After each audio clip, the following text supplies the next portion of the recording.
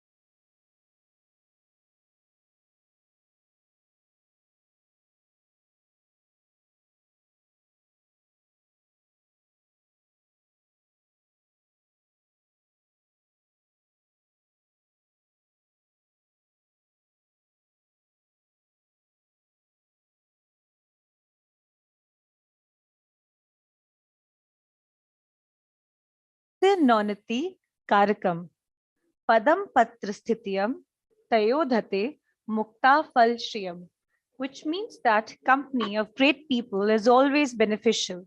Just like a drop of water on lotus can make it appear like a pearl, the association of water with the lotus can give a stature of the pearl. A very warm and good morning to all. I, Dr. Dipakshi Sharma, co-convener of the International Conference on Graphs, Networks, and Combinatorics, welcome all our dignitaries, guests, and delegates. The light is a symbol of brightness and prosperity. To remove the darkness of ignorance and kindle the lamp of knowledge and wisdom, I invite our admirable principal, Professor S.P. Agarwal, our chief guest, Professor Prateek Sharma, to come and light the lamp. Please. I also request Professor S. Arumugam to join along with Professor Chaudhary, Professor Kelata. Please join in lamp lighting.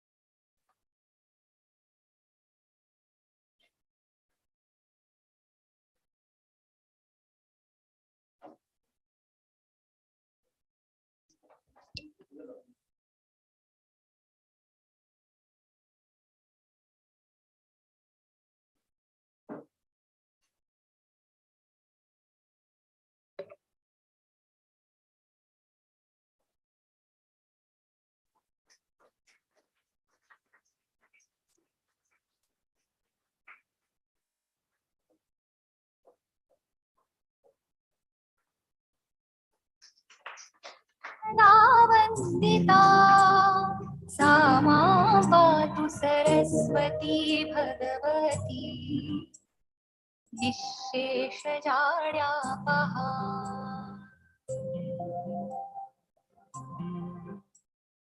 शुक्लां ब्रह्मविचारसारपरमा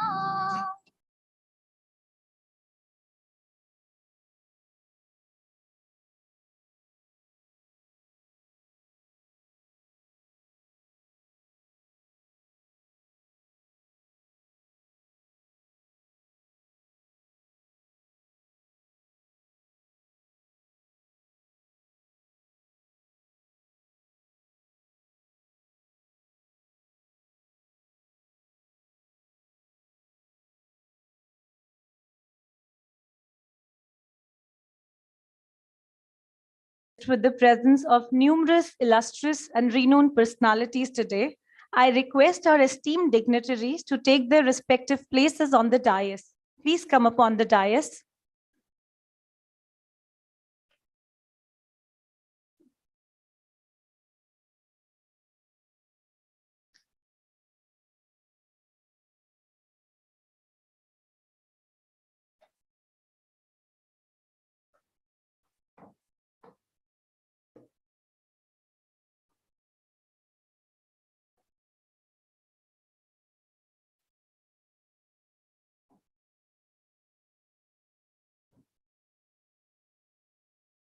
Thank you so much. Next, I would like to take this precious opportunity to felicitate our dignitaries on and off dais. I request TIC Mr. Pappu to present a planter and shawl.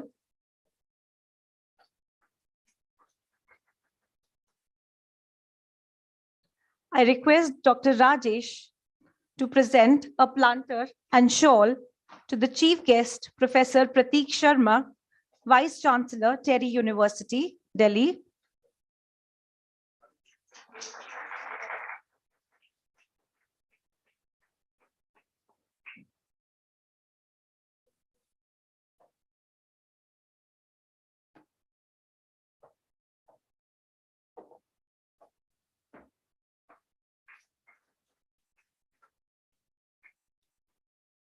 I now request TIC Mr. Pappu to present planter and shawl to our principal,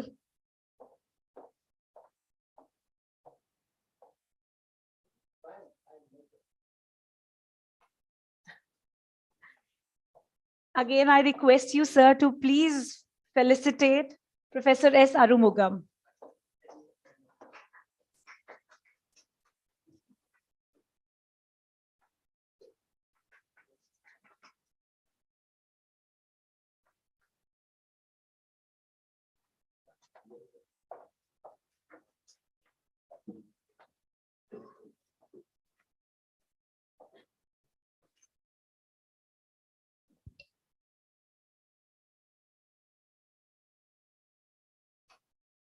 Now we'll be felicitating our guests sitting there. First, I request Andrea, Professor Andrea. Is she here? No? Okay. Next, we have Arnfriend Chemnitz. No. Next, we have Professor Eva. Professor Eva, please come upon the.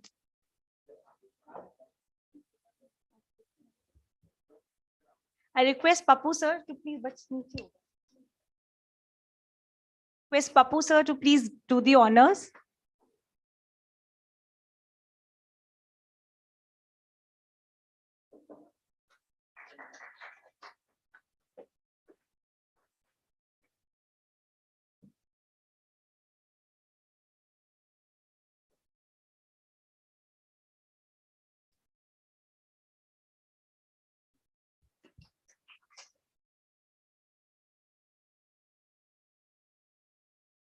I now request Sayam sir to please felicitate Professor Katona.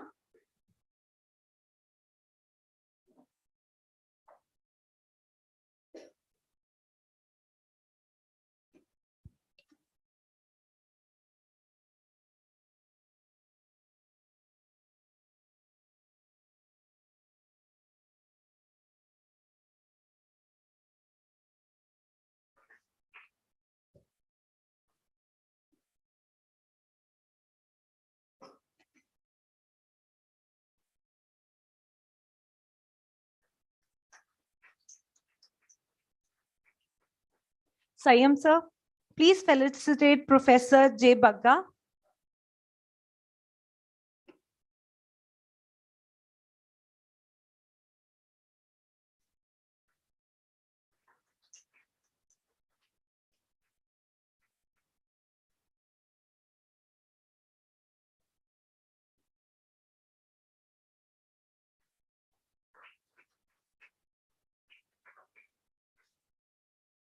I now request Mr. Rahul to please felicitate Professor Purnima Gupta.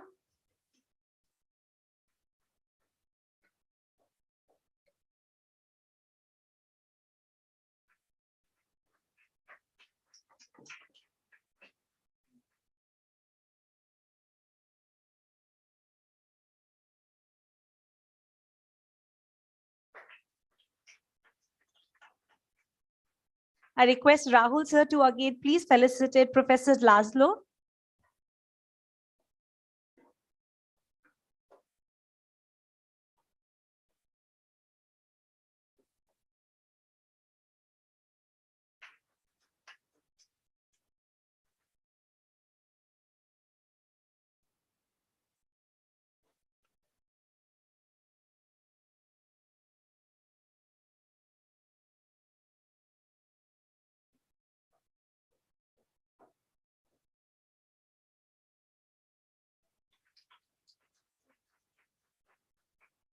I request Dr. Virendra to please felicitate Professor Tarkeshwar Singh.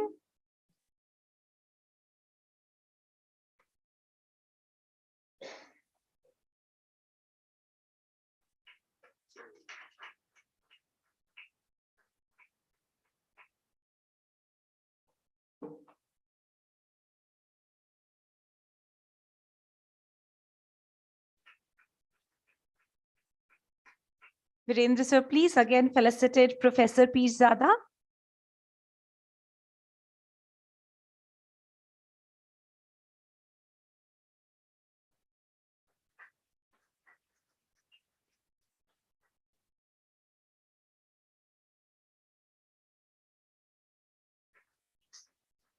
I request Deepak sir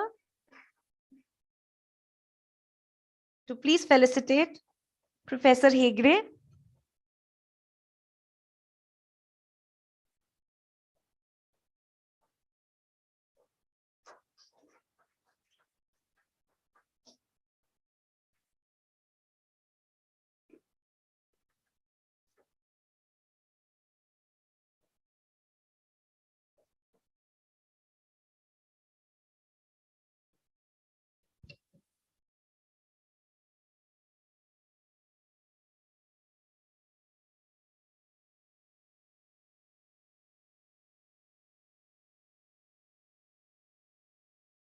Thank you all.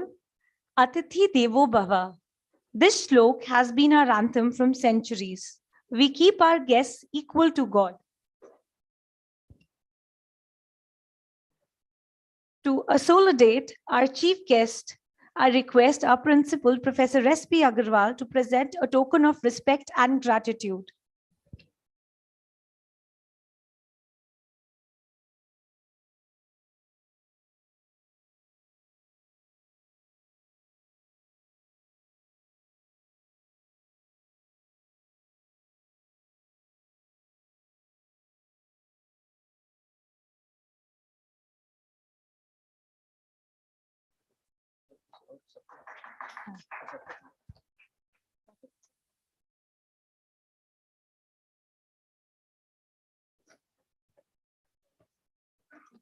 I'm so sorry, I just forgot Professor Kiki. Ma'am, please come ahead. I request Dr. Virendra to please felicitate her.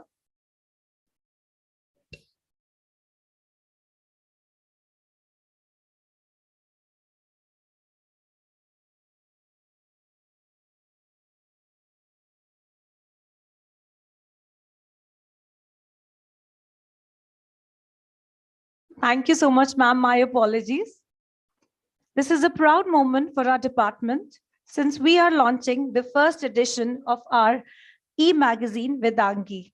I request our dignitaries on the dais to unveil the magazine kept in front of them.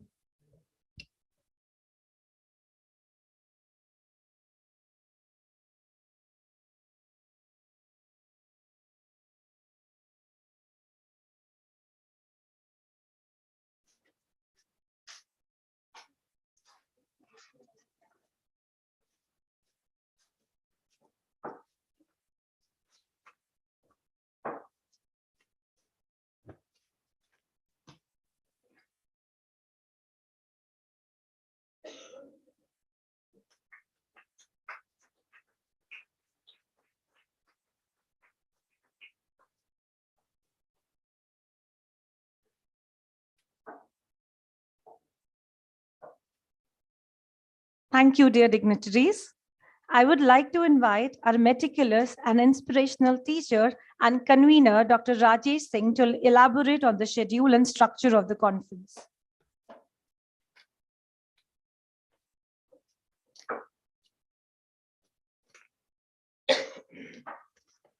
So thank you, Dr. Dipakshi. Honorable Chief Guest, Professor Prateek Sharma, Vice Chancellor, Terry School of Advanced Studies, respected Principal Professor S.P. Agarwal, respected Professor S. Arumugam, and all the eminent international and national speakers, invited guests, more than 450 participants joining both online and offline in this event, faculty members of this college, and dear students. A warm welcome to all of you in this inaugural session of the International Conference on Graphs, Networks, and Combinatorics, which is being organized by the Department of Mathematics, Ramanujan College. I hope everyone is keeping themselves warm and healthy in this cold and chilly weather of Delhi. At the outset, as the convener of this conference, I would like to thank our distinguished Chief Guest, Professor Prateek Sharma, Vice Chancellor, Terry School of Advanced Studies, for agreeing to grace this occasion.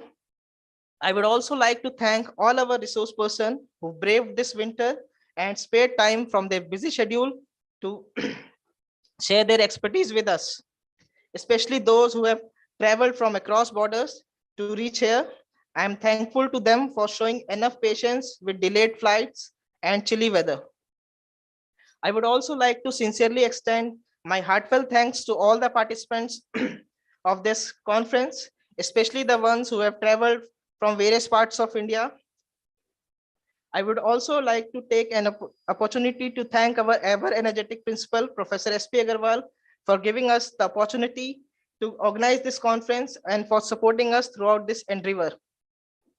Initially, when we planned this conference, we expected a maximum of 40 participants attending this conference, but over the time, we have received more than 450 registrations and with 150 participants attending this conference in offline mode.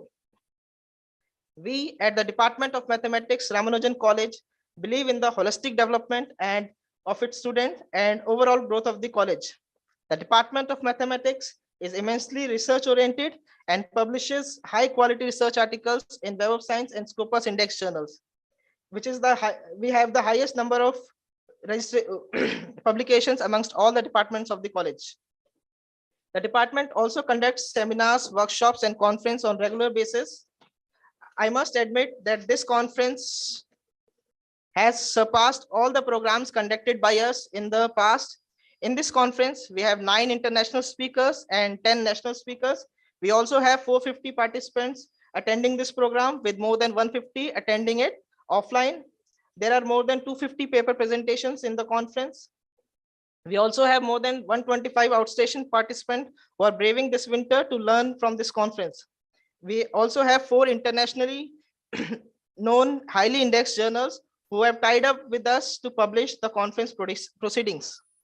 The main objective behind organizing this conference was to create a platform for discussion of recent advances in the field of graph theory, networks, and combinatorics, and also to furnish a chance to young researchers to present their work at this platform. And I can say, looking at the overwhelming response received to this conference, I can say that we have achieved half of our goal. The other half will be achieved when there will be collaborations and research articles resulting from the conference.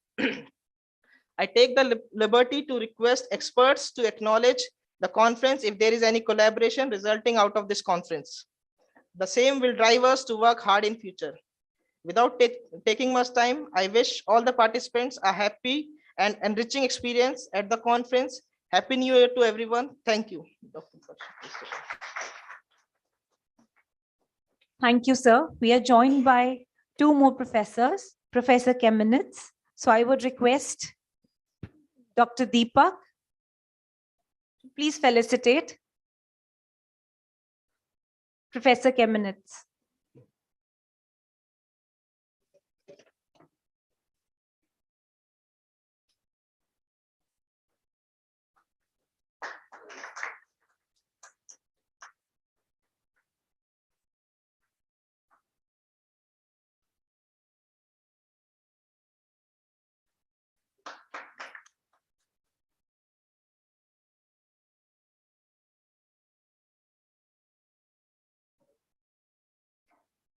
Now I request Professor Andrea to please come forward. I request Mr. Alok Kumar to please felicitate ma'am.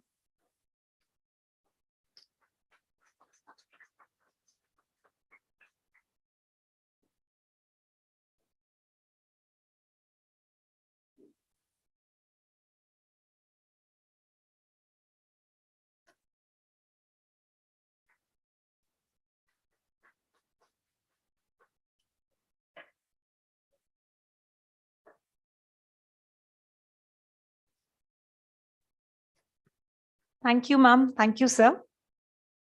Ramanujan College, formerly known as Deshbandhu College Evening, is a constituent college of University of Delhi. The college is 100% funded by the University Grant Commission and maintained by DU. The college is accredited grade A++ by NAC with a CGPA of 3.71, which is the highest among all constituent colleges of the University of Delhi. The college currently has approximately 3,000 students enrolled in 16 undergraduate programs. Ramanujan College was awarded DDU Kaushal Kendra in 2016 by UGC, under which 2 vocational courses are running in banking operations and software development. In 2017, the prestigious Teaching Learning Center was awarded to Ramanujan College by Ministry of Education, which has induced more than 2 lakh teachers under the Pandit Madan Mohan Malviya National Mission on Teachers and Teachings. The college has National Resource Center sponsored by Ministry of Education. Ramanujan College is also the study center of School of Open Learning, Non-Collegiate Women Educational Board, and Indira Gandhi National Open University. The college is at its zenith because of the hard work and dedication of our principal, Professor S.P. Agarwal. I now call Sir for a welcome address.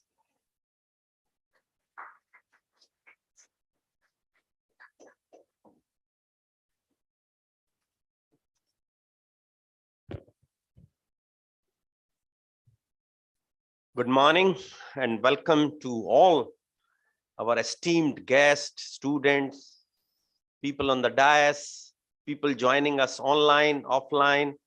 So I welcome all of you on behalf of this great institution in the name of great mathematician Ramanujan College. Friends, today, Professor Prateek Sharma, Vice Chancellor, Terry University, who himself is a mathematician and also maybe an environment expert, agreed to be the chief guest and will definitely talk to you on the subject. So we welcome him once again. We also welcome Professor Armugam, who is a known face for us. He's a friend of the institution. He's much more a professor of this college rather than any other institution, because he is always a guide, to our young team. Dr. Rajesh, the convener, co-convener, Dr. Dipakshi, and everybody in the team has done a wonderful job. We welcome them also in this program. all the participants, contributors, our international, national guests, they are all welcome because they are the strength of this institution and this conference. Let me tell you, this is not a one conference which we are organizing. This is a series we have been doing it. Of course, in the COVID, we could not do much, but even during COVID, we did a lot of online programs. So friends, I welcome you in this international conference where we have tried that the best of the mind should discuss and talk to you. College, of course, Dipakshi has explained everything to you, nothing important. The only thing is that besides teaching and learning, we also have about 10 centers of advanced research. And let me tell you that our research development center, which is basically doing all kind of research activities, consultancy, training, and as Dipakshi was telling you, we have already trained 2 lakh teachers, and this is all during the COVID period. So it's all online. And our own portal, the EDX portal, has a capability to capture 1 lakh people at a time. And we have our own private cloud for this small institution, and we are hosting everything on that. This conference will also be hosted on that cloud. Friends, another important aspect is that besides this, we have 2 in-house journals, and one of the journals is in the commerce and management, another one is on ethics. And these, one journal is already UGC Care, another one is going to be in UGC Care list. Another important thing, which I would say about this conference, of course, the topic, is very, very contemporary on graphs and networks and computeries.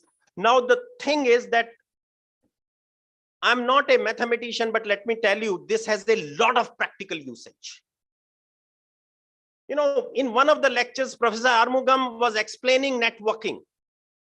That day, I could understand the real meaning of networking.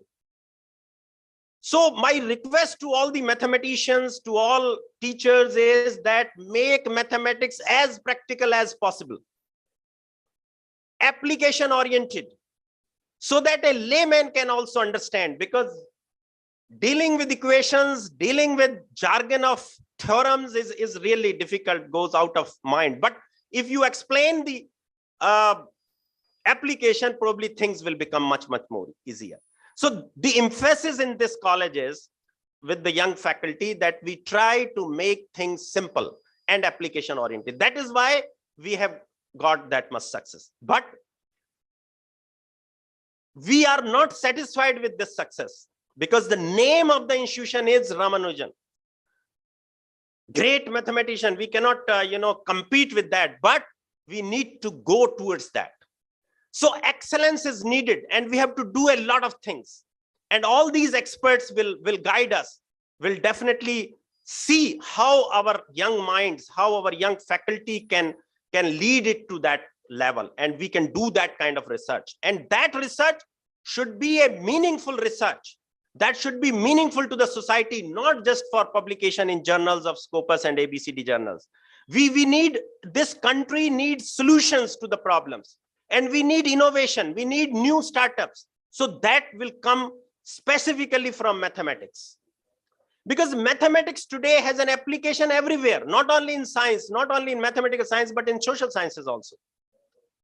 Now, you all know that graphs and networking, all Google Map, see, which is a big discovery, is based on this. See, anywhere you go in the world, the Google Map will help you to reach to your destination. Any networking solution you need, whether it is London, tube, or any other metro in the world, this networking will help you.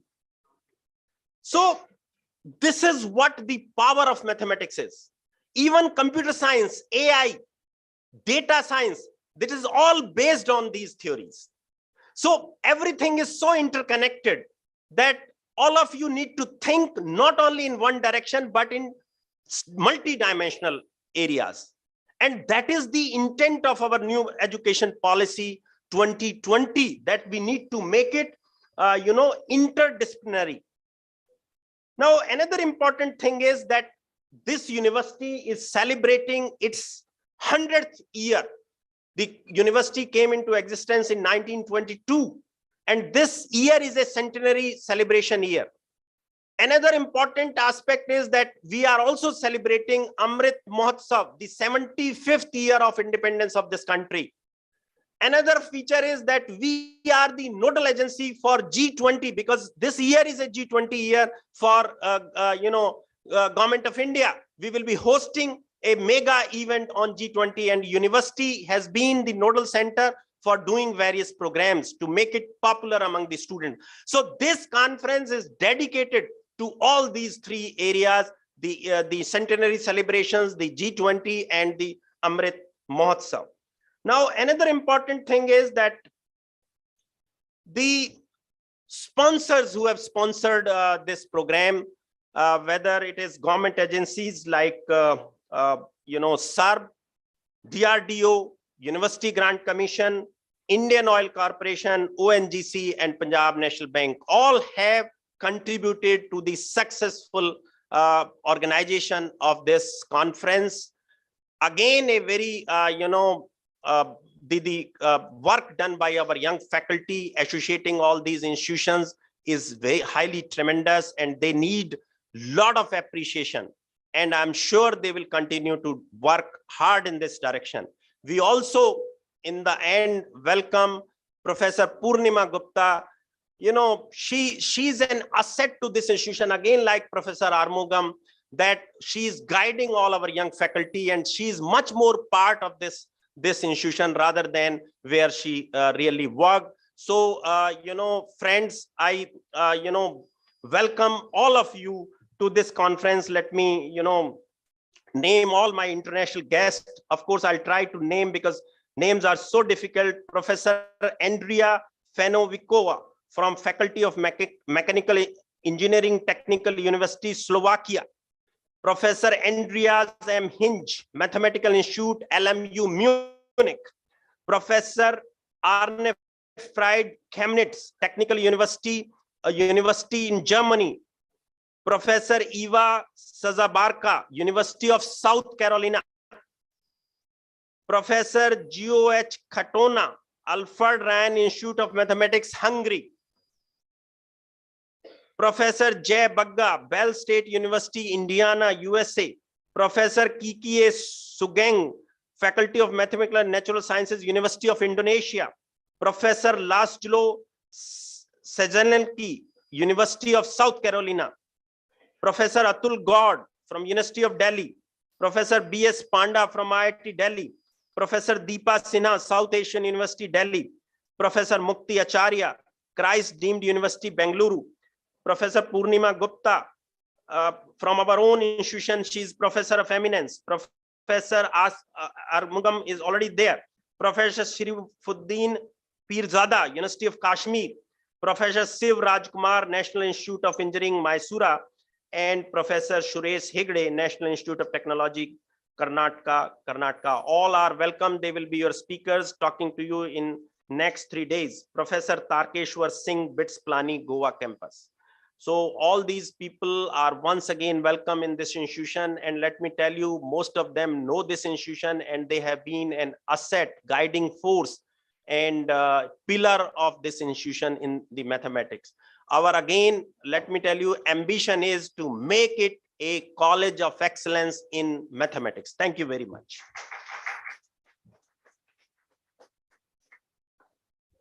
Thank you, sir, for your insightful words. Our chief guest today is Professor Prateek Sharma, the Vice Chancellor of Terry University and Professor in the Department of Sustainable Engineering at Terry School of Advanced Studies. He pursued his PhD degree in Environmental Engineering from Department of Civil Engineering, IIT Delhi, ME Hydraulics and BE Civil from Civil Engineering Department, DCE, Delhi College of Engineering. He has more than 27 years of research and teaching experience.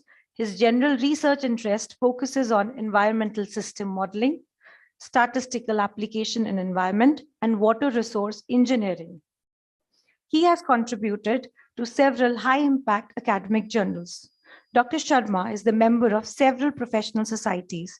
He has been admitted as the Fellow of Wessex Institute of Great Britain in 2004 in recognition of outstanding scholarly work in the area of air quality modeling. In August 2021, he has also been admitted as the Fellow of Institution of Engineers, FIE, by IEI, the largest multidisciplinary professional body of engineers recognized as scientific and industrial research organization by the Ministry of Science and Technology, Government of India. He is a member of National Technology, Government of India.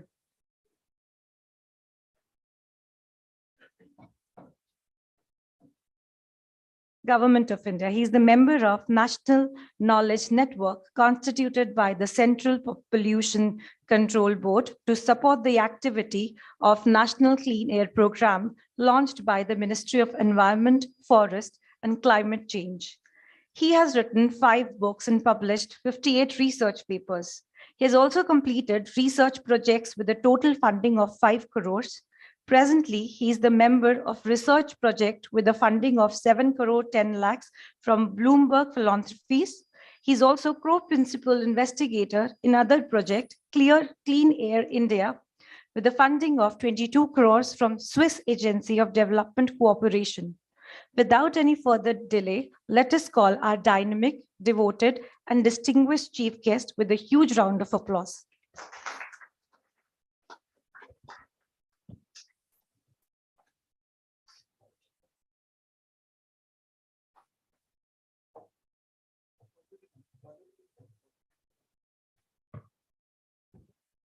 Please give a round of applause to our guest of honor, Dr. Jigar Inamdar. Please welcome him as well.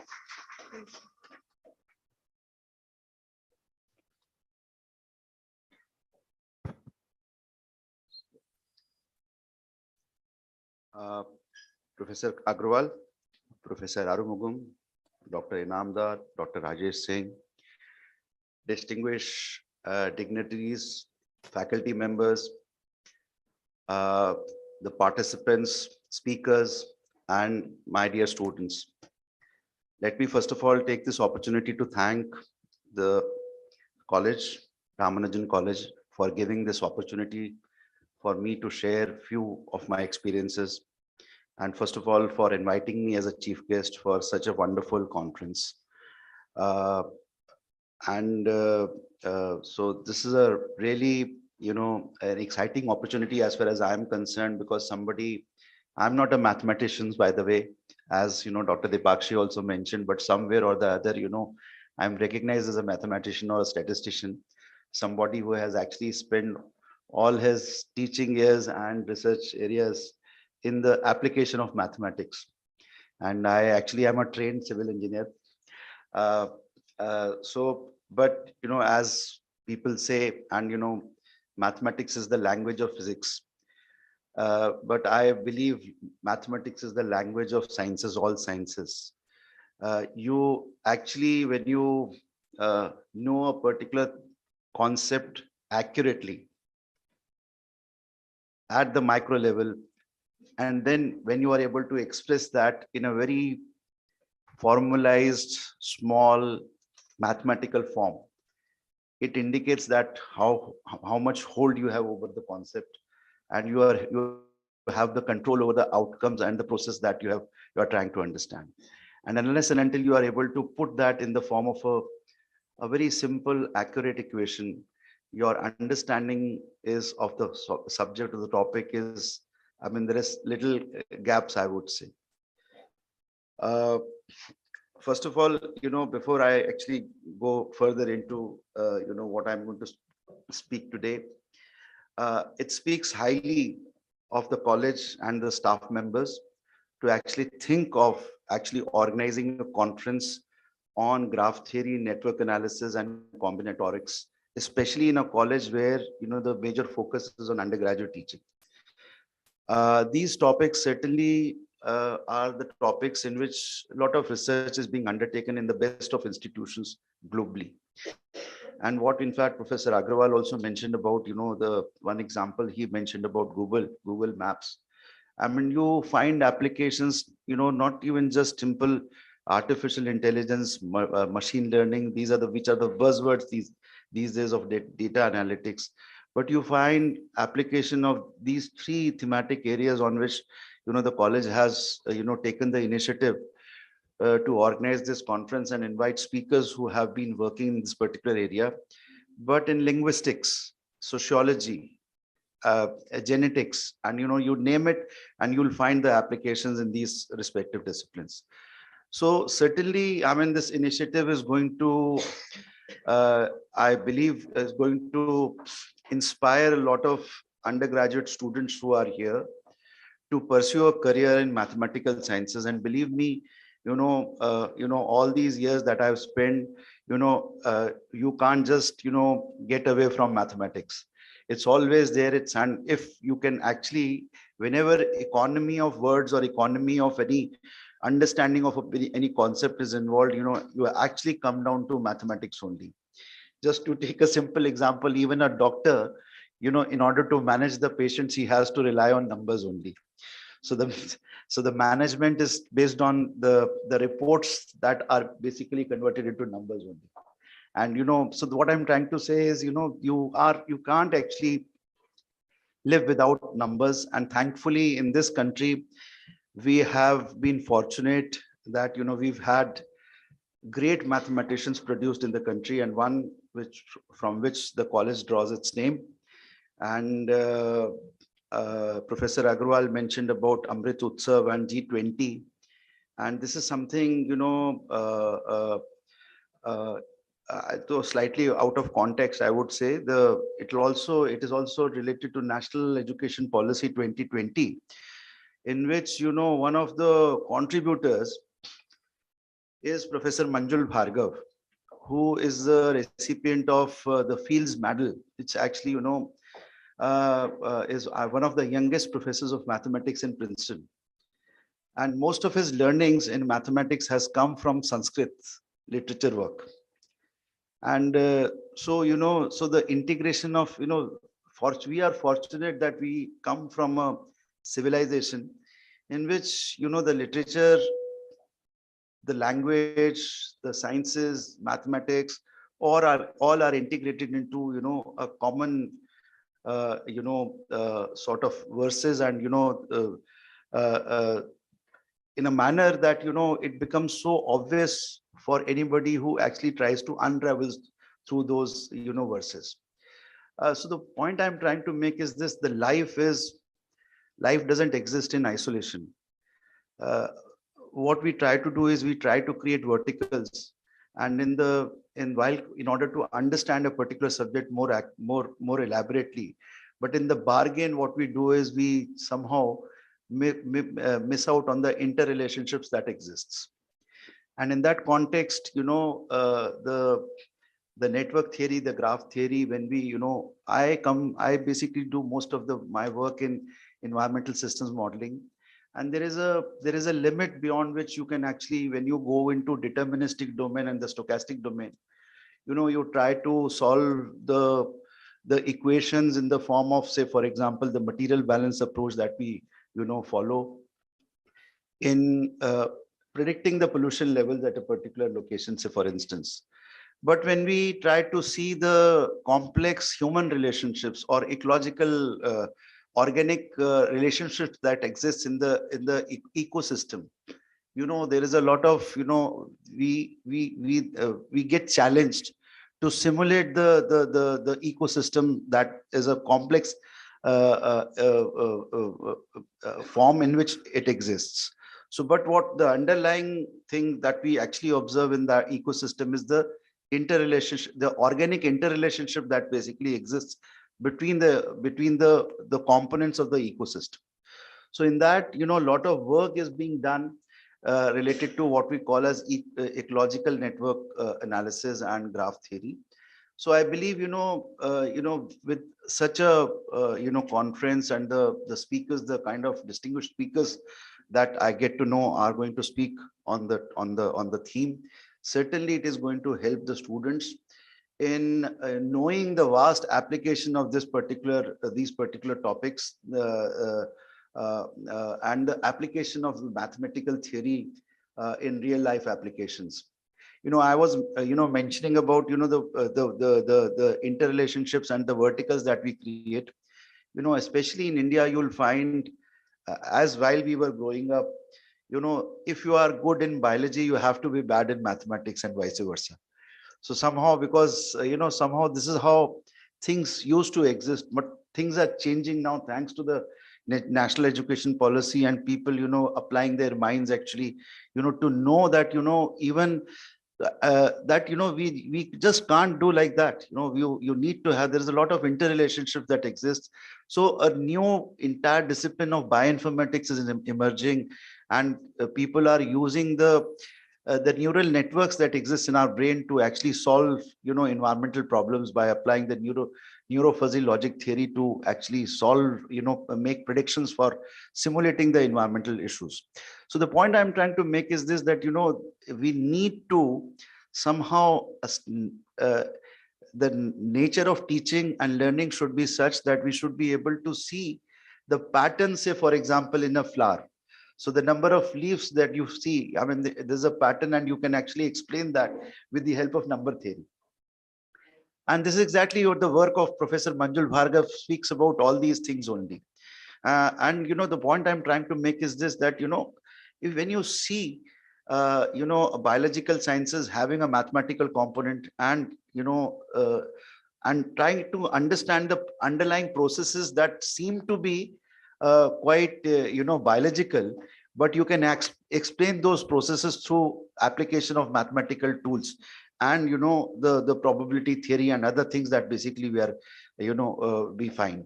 So it's very important that especially now with the focus of the national education policy, it's important that we see any phenomenon that we are observing as a whole, not as a part. So till obviously it's important to understand, in order to understand the whole, that we understand the part in a more detailed manner, but we should not forget about the interrelationships that exist between the parts, so that as a whole we are able to see and explain why a particular observation that is being observed, what are the causal factors for that.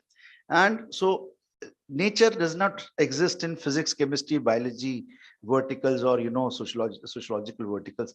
It's a whole that we basically observe, and for that we need to know those underlying relationships, and to explain those relationships, mathematics happens to be a very wonderful tool, and it's queen of all the sciences, I would say. And and it speaks again, I would say, highly of the leadership of giving the faculty members the opportunity to actually have create a platform in which such a topic is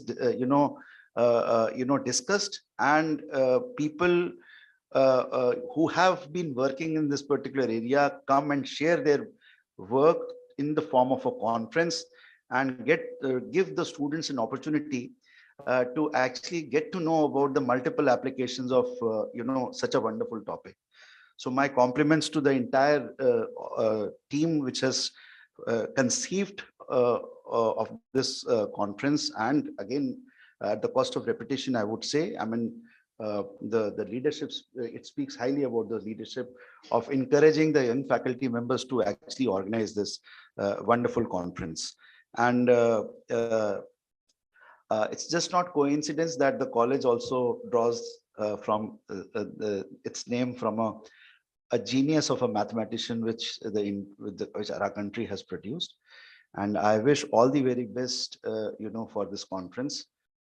And before I end, I wish you all a very happy new year. Thank you.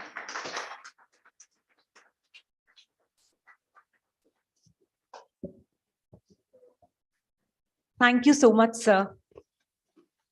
We now take this opportunity to felicitate our guest of honor, Dr. Jigar Inamdar. Principal sir, I request you to please felicitate, sir.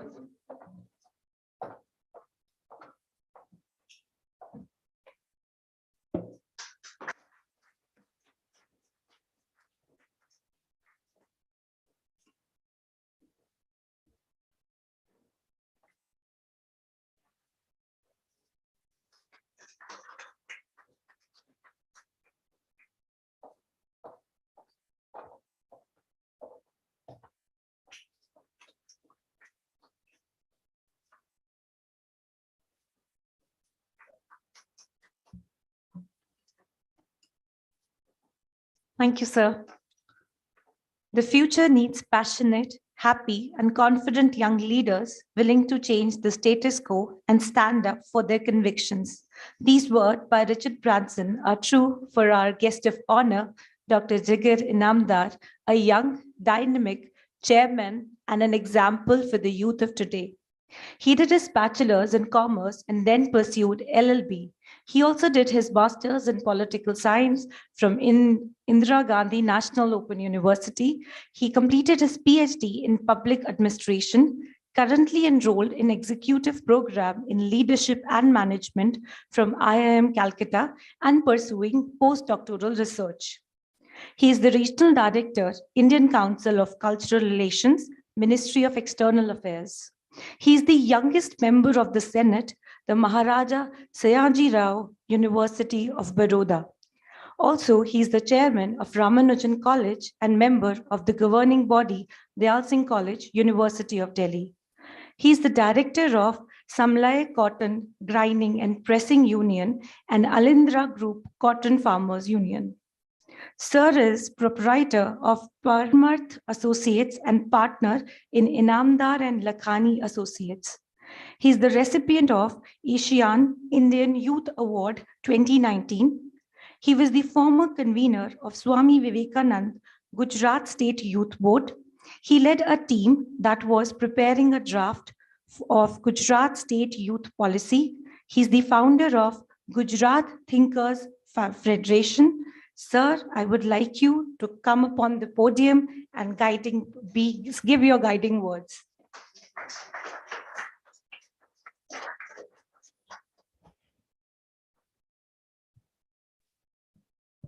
Respected Professor Pratik Sharma ji, Professor Arumugam ji, Dr. Rajesh Singh ji, the pioneer behind the successful and glorious Ramanujan College, our Honorable Principal, Adarniya Agarwal ji. Actually, बहुत confusion वाली स्थिति आती है जब host को guest बना दिया जाता है. And I am chairman of this college and one of the proud member of this Ramanujan family. The international conference जो यहाँ पे हो रही है, उसके हम host हैं और सर ने host को guest बना के बिठा दिया है. तो मेरे लिए पहला confusion ये है. Second confusion is what should be my contribution to this international conference. So a person which is not from the background of this conference, what should I contribute? So my contribution should be जितना मैं कम बोलूं उतना सबसे बड़ा मेरा contribution होगा.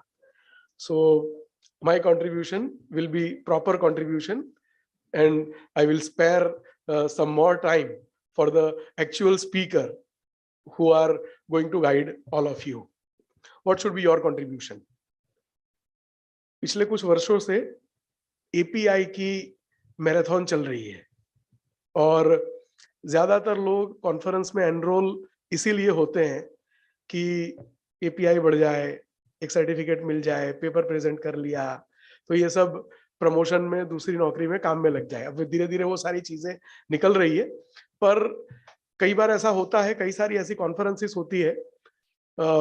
जब हमारे वहाँ एक बड़ी कॉन्फ्रेंस होती थी तो ऐसा कहते थे कि जो इनॉग्रल है और जो वैलिडिक्टरी है वो बड़े ऑडिटोरियम में रख लो क्योंकि उसमें बहुत सारे लोग होंगे, फिर बाकी का जो है वो छोटे छोटे क्लासरूम में रख लेना क्योंकि फिर ज्यादातर लोग टिकते नहीं है, तो आएंगे, रजिस्ट्रेशन करेंगे, चले जाएंगे. What should be your contribution? If you wish to learn something you should register yourself, and if you are registering yourself you should remain present psychologically and physically. कई बार ऐसा होता है कि पुराने जमाने में ऐसा होता था कि जब कोई संत महात्मा सन्यासी होते थे वो जंगल में बैठ के भी ध्यान लगा के कहाँ पे क्या चल रहा है वो समझ सकते थे. अब कलयुग है, ऐसी शक्ति तो हम में रही नहीं, तो आप यहाँ से किसी रूम में जाके सो गए और सोते हुए ध्यान करके यहाँ पे क्या चल रहा है वो जान पाए, ऐसी दिव्य शक्ति आपको प्राप्त हो, ऐसी मेरी शुभकामना. पर मुझे नहीं लगता कि यहाँ में किसी में होगी, तो आपका यहाँ पे बैठे रहना जरूरी है. अब शारीरिक रूप से यहाँ पे बैठे हैं और आप फोन है, 7-8-10 सोशल मीडिया के प्लेटफॉर्म्स हैं, उस पर कितनी कमेंट आई, कितनी लाइक आई, इसने उसको लाइक किया, मेरी कमेंट क्यों लाइक नहीं की, वो सारा बाद में सोचे। कॉन्फ्रेंस में शारीरिक और मानसिक दोनों रूप से यहाँ पे रहे, ये आपका कंट्रीब्यूशन हो सकता है। एज ए कॉलेज हमारा कंट्रीब्यूशन क्या हो सकता है, इस प्रकार की ऐसी इंटरनेशनल कॉन्फ्रेंसेस नियमित रूप से ऑर्गेनाइज करते रहना। शिक्षक का काम शिक्षा देना होता है, पर अपना जो शिक्षण है, अपना जो ज्ञान है, उसका संवर्धन करते रहना, उसमें कुछ ना कुछ बढ़ोतरी करते रहना, ये भी शिक्षक का ही कर्तव्य है। और इसी प्रकार की कॉन्फ्रेंसेस के माध्यम से हम अपने ज्ञान को वर्धित कर सकते हैं, अर्जित कर सकते हैं, उसमें कुछ बढ़ोतरी कर सकते हैं। तो रामानुजन कॉलेज के जब चेयरमैन के रूप में जिम्मेदारी दी गई थी मुझे कुछ महीनों पहले, तब मुझे पता नहीं था, मैं नया हूँ दिल्ली के लिए। पर जब काफी कुछ पढ़ने को मिला, आया, देखा, फील किया, और मैं गौरव के साथ कह सकता हूं कि दिल्ली यूनिवर्सिटी की सर्वश्रेष्ठ कॉलेज के परिवार में एक सदस्य के रूप में मुझे जिम्मेदारी सौंपी गई है। सो रामानुजन कॉलेज इसी प्रकार के कार्यक्रम निरंतर रूप से करती रहे, यही आदरणीय प्रिंसिपल साहब और पूरी टीम जो यहाँ पर उपस्थित है उनको मेरी शुभकामना। और जैसा मैंने प्रॉमिस किया था, I will contribute in my own way by speaking less. So I would like to conclude my talk here. My all best wishes to all of you. आप सब अपने जीवन में खूब प्रगति करें, खूब ज्ञान अर्जित करें, बहुत सारे बच्चों को पढ़ाएं, बहुत सारे बच्चों का जीवन बनाएं, और बहुत सारे बच्चों के जीवन में आप अपने आचार, विचार और व्यवहार से प्रेरणा रूप बने। यही आप सबको शुभकामना। आप सबका बहुत बहुत धन्यवाद। Thank you, sir. You are indeed the host and a dear friend to our college. We thank you for your words. Famous mathematician Alfred Whitehead once said that no one who achieves success does so without the help of others. The wise and confident acknowledge this help with gratitude. Offering vote of thanks thus is an essential part of such event because it is the teamwork that puts a great show. On the behalf of organizing committee, I, Dr. Dipakshi Sharma, offer my deepest gratitude to our chief guest, Professor Prateek Sharma, for taking out valuable time for his busy schedule. Now, I would like to offer my gratefulness to our guest of honor, Dr. Jigar Inamdar, for his glorious presence and insightful words. The words are less to justify our gratitude. My heartfelt thanks to our invited speakers. This conference is meaningless if it is not for your resourced knowledge and conceptual speaking. The zeal of our principal, sir, resonates in the college, its staff, and the students. No words can thank you enough, sir. I would like to extend my thanks to Dr. Rajesh Singh, teacher in charge, Mr. Pappu, organizing members, Dr. Megha Agarwal, Dr. Sumit Nagpal, Mr. Rahul Singh, Mr. Deepak Kumar, Dr. Virendra Kumar, Mr. Sayyam Gupta, and Mr. Alok Kumar for their unconditional support and endeavors. Special thanks to Mr. Prakhar Vadva and Mr. Rajiv Narayan. Thanks to Mr. Ravi, Mr. Anil, and Mr. Vinod for their technical support. Thank you all the student volunteers who run around and eagerly complete the given task in timely manner. Special thanks to Dr. Sumit Nagpal for his guidance, immense support. Thanks to all the guards and housekeeping staff. Finally, a big thanks to all the participants who have made this conference come to its zenith. You have joined us from all over India and abroad. We thank you from the bottom of our hearts. Thank you all for joining today. We'll now proceed for high tea. The dignitaries are also requested to proceed for the same. There'll be a photo session. After high tea, you're requested to proceed towards. We'll have photo session first, and then we'll go for high tea. So each one of you is requested to proceed downstairs in the ground floor. Students will guide you for the same. Thank you.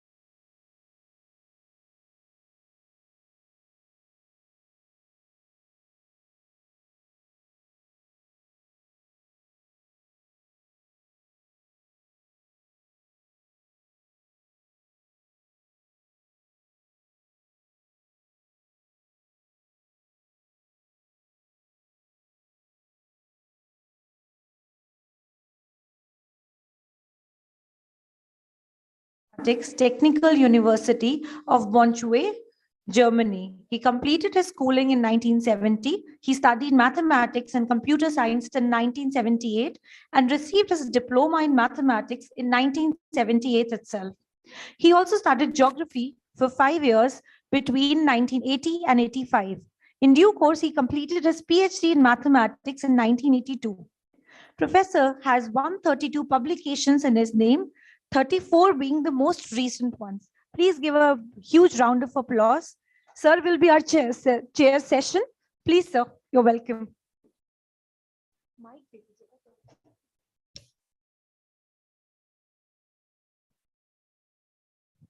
Oh.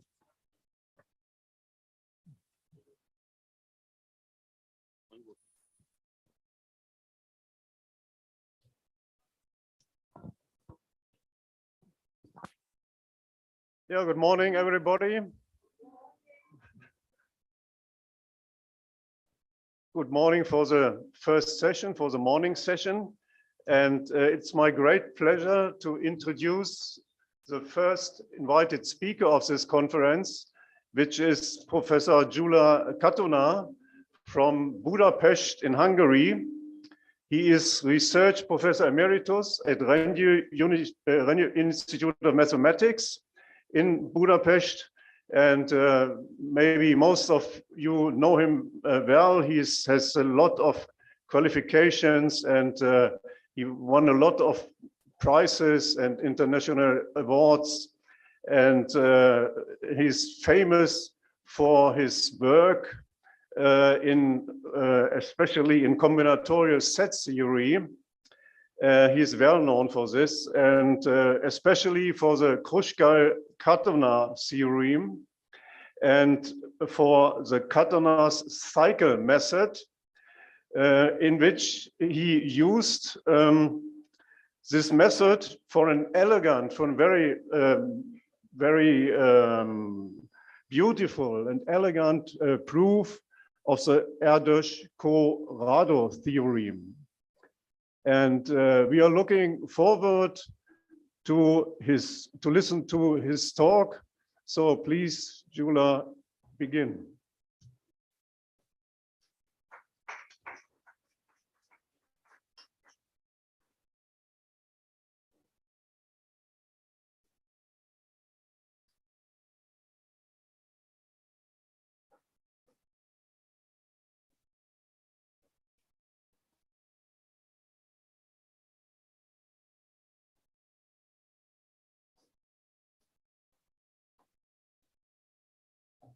Thank you for the nice introduction. And I am very grateful to the organizers for inviting me to this very important conference. I was trying to give my name in Hindi. Of course, it's impossible to, with two different languages,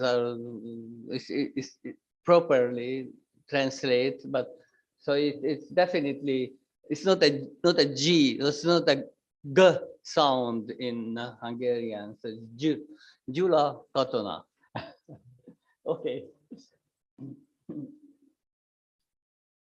So I will use this notation for a graph. Everybody uses the same thing, so it's no surprise. And the first question, not my question, in the beginning of the last century, the maximum number of edges, so the size of E in a graph, if it has n vertices but contains no triangle. So look at this graph, two equal parts where you don't have any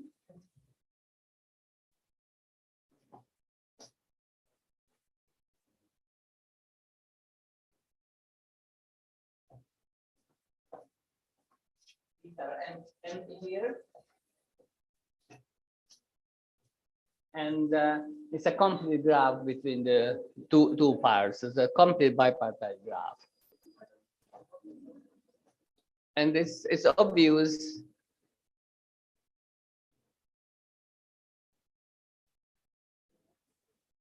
It's obvious that there is no triangle in this graph, because if you choose 3 vertices, then 2 must be on one side and they are not adjacent. So, and this was the theorem of Mantel in 1907, that if under this condition, this is the best graph. So you cannot have more edges than this one. And so now the question I am asking,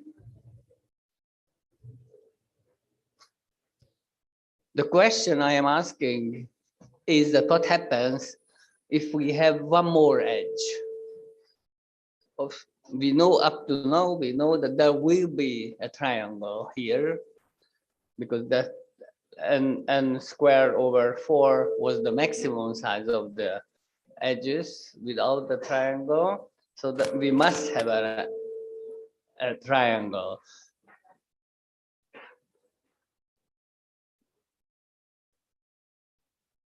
So there is one triangle, but you can observe easily that not only one, if you add an edge, a new edge to this graph, then you get a lot of triangles, new triangles, namely about n².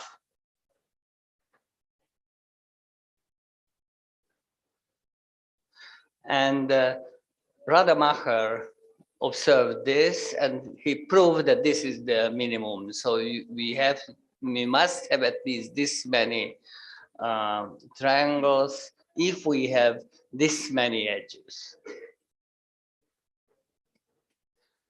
And he didn't publish it, so it was a kind of folklore. And Herder started to work on this problem later, so it was called Herder-Rademacher problem. That what is the minimum number of triangles in G if the number of edges is n²/4 plus t, so you have t more edges than the optimum.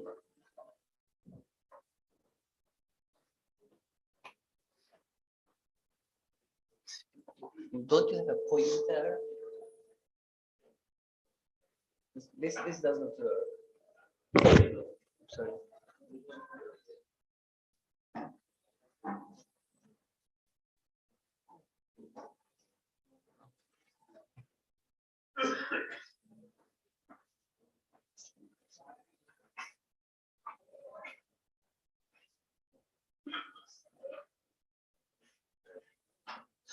Oh, I see. No, yeah. With my finger, I was covering the light, so this is it didn't work. Okay, so T more, and Erdős proved that if we add a few more, so T is not very much, only constant times n, then we have at least T times n². So the previous construction works sharply until a certain number of additional edges. And later, Lovász and Simonovic, much later actually, 20 years later, proved that this C is actually 1/2. So you can add half of the edges in, maybe I go back to this picture here. So you can add here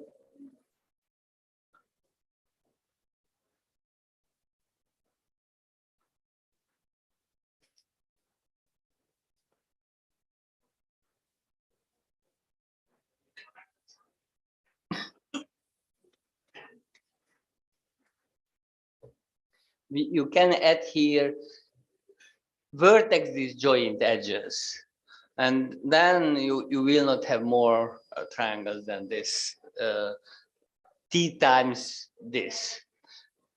If they are touching, the additional edges touching, then the situation will be different.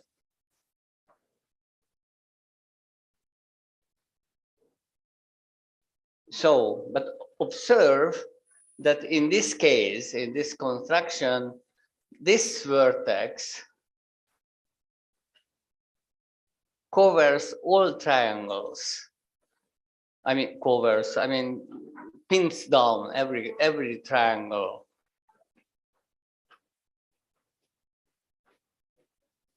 So what is the situation if this is forbidden? So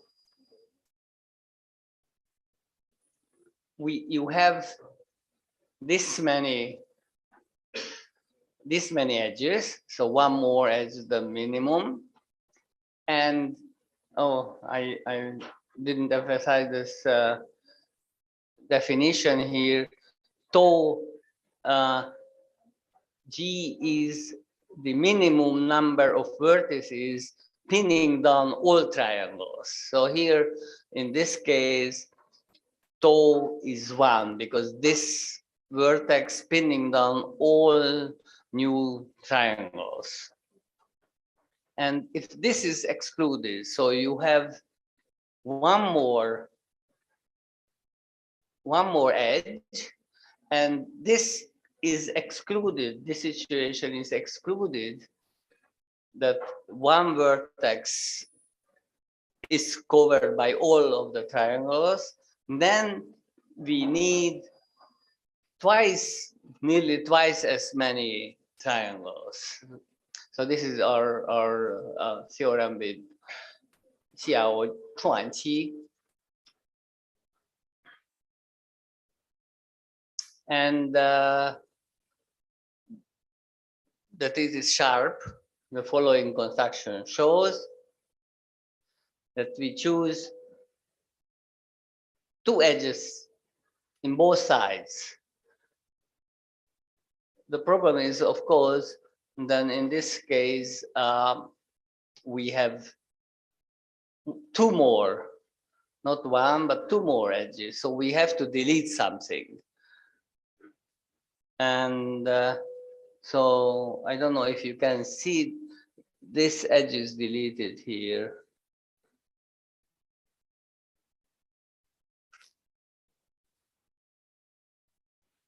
This edge is deleted. One of the connecting edges between the two parts is deleted. Then we have n squared over 4 plus 1 edge. And if you calculate easily, this is the number of triangles, which is nothing else but n minus 2. One step ahead. Notation Km is the complete graph on m vertices. And the same question as Mantel asked was the question of Turan, the maximum number of edges if the graph does not contain a complete graph on m vertices. In the case of Mantel, m was 3.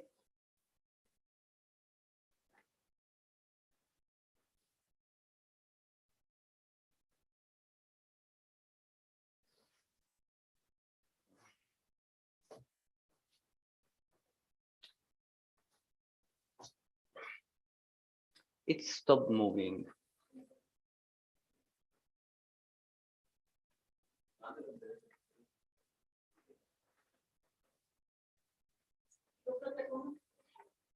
I didn't understand the question. What is the question?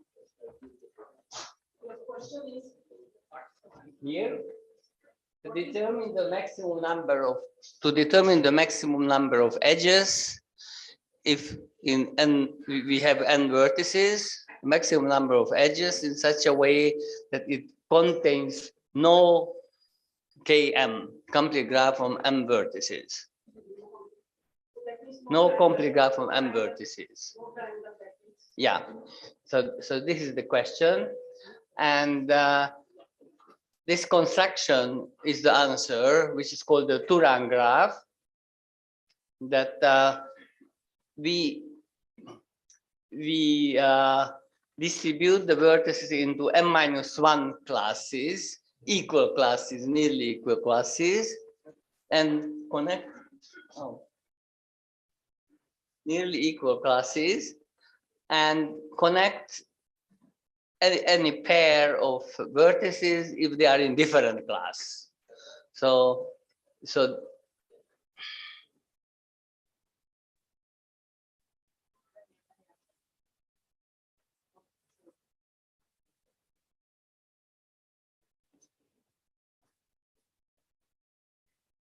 yeah, so this is empty.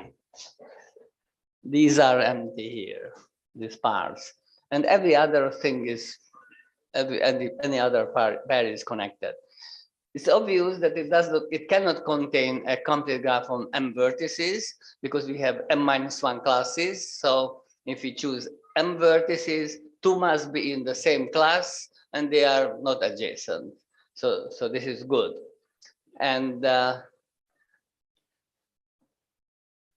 another notation is that the number of edges in this graph is denoted by lowercase t and m-1. The graph itself is denoted by uppercase t and n-1. And Turan in 1941 proved that this is the best. So the number of edges cannot be more than in this construction, so t and m-1. And this was Paul Turan, Mira Shikshak, but only one of my Shikshaks.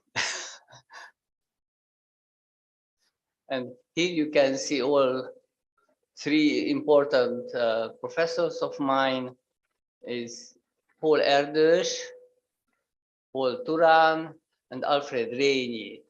Actually, Professor Rényi played a small role making connection to India for me.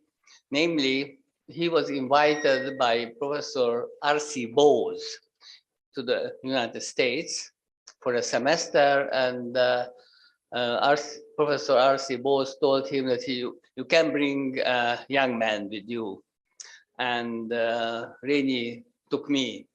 So my first host in the USA was Professor R.C. Bose. You probably all know his name, statistical design theory. And so the first Indian words I learned was Dhonnobad, Namaskar in Bengali language, and then visited the ISI where his previous work, and since then I quite often come to India.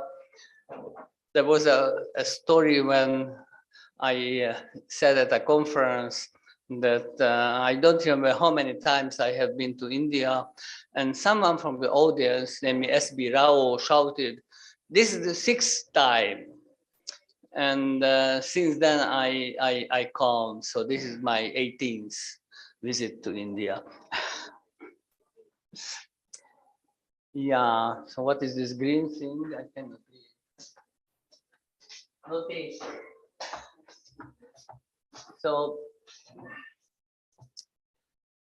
So let f be a fixed small graph, and then the maximum number of edges under the condition that it has n vertices and contains no f as a subgraph. This is denoted by x, ex, and f.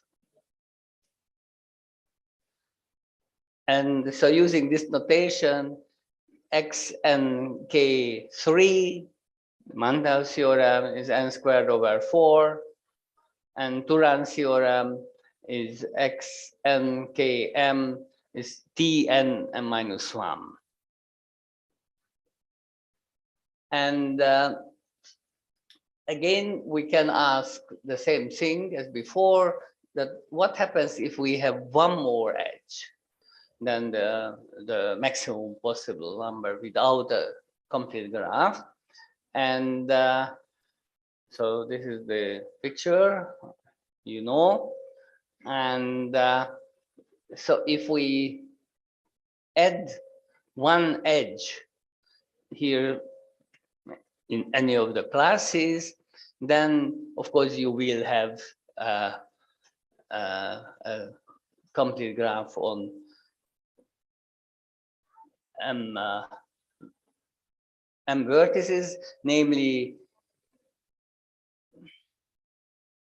these two, and one of each of the other classes. That is M minus 2 plus 2, that's complete graph on M vertices. And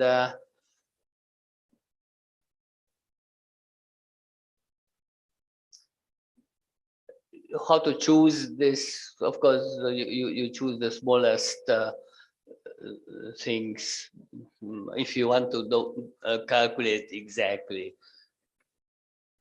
And Lovas and Shimonovich, in this previous paper I mentioned, they consider this problem actually not the Mantel's case, but this case. They proved that if we don't have more than a half additional edges, then this is the best construction.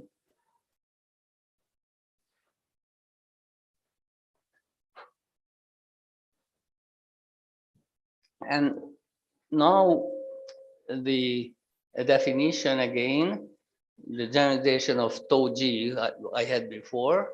So now tau mg is the minimum number of vertices pinning down all copies of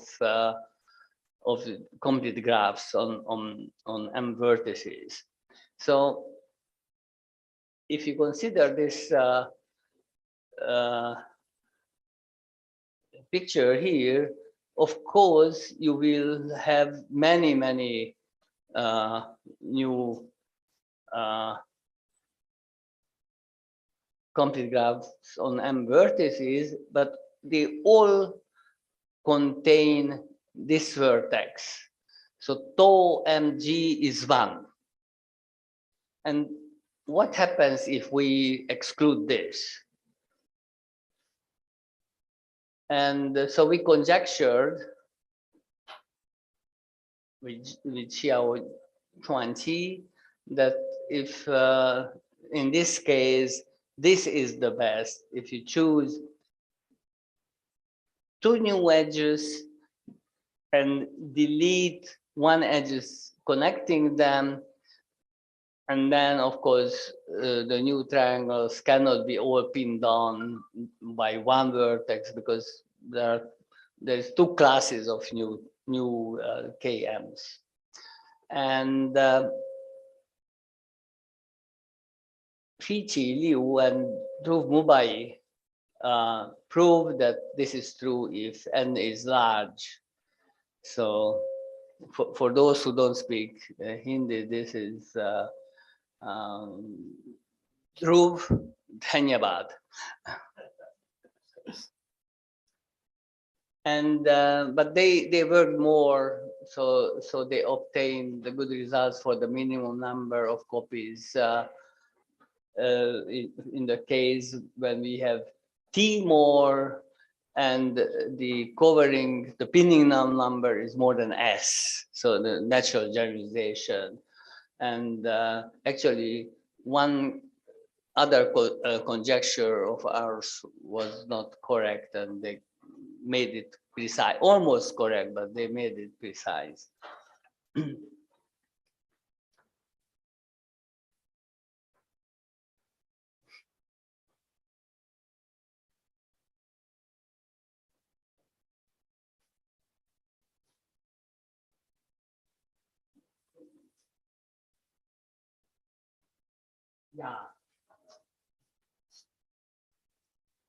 Yeah, so this is just the degree in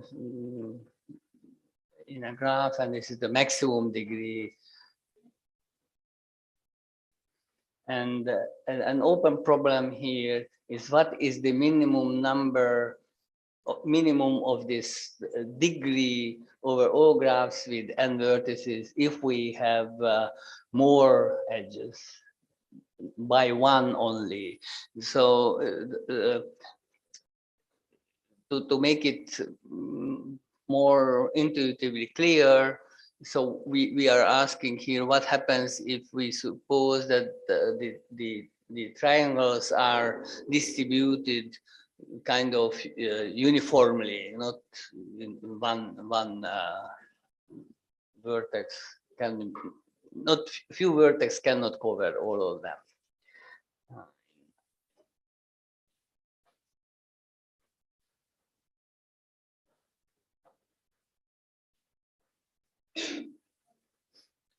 I just recall this picture again, but a slightly different notation here, because this is what we need here. It's a two-rank graph with equal classes. So it's actually the number of vertices is t times k, and the number of classes is k. So every class contains exactly t vertices. And Erdős and Stone solved the extremal problem for this special graph.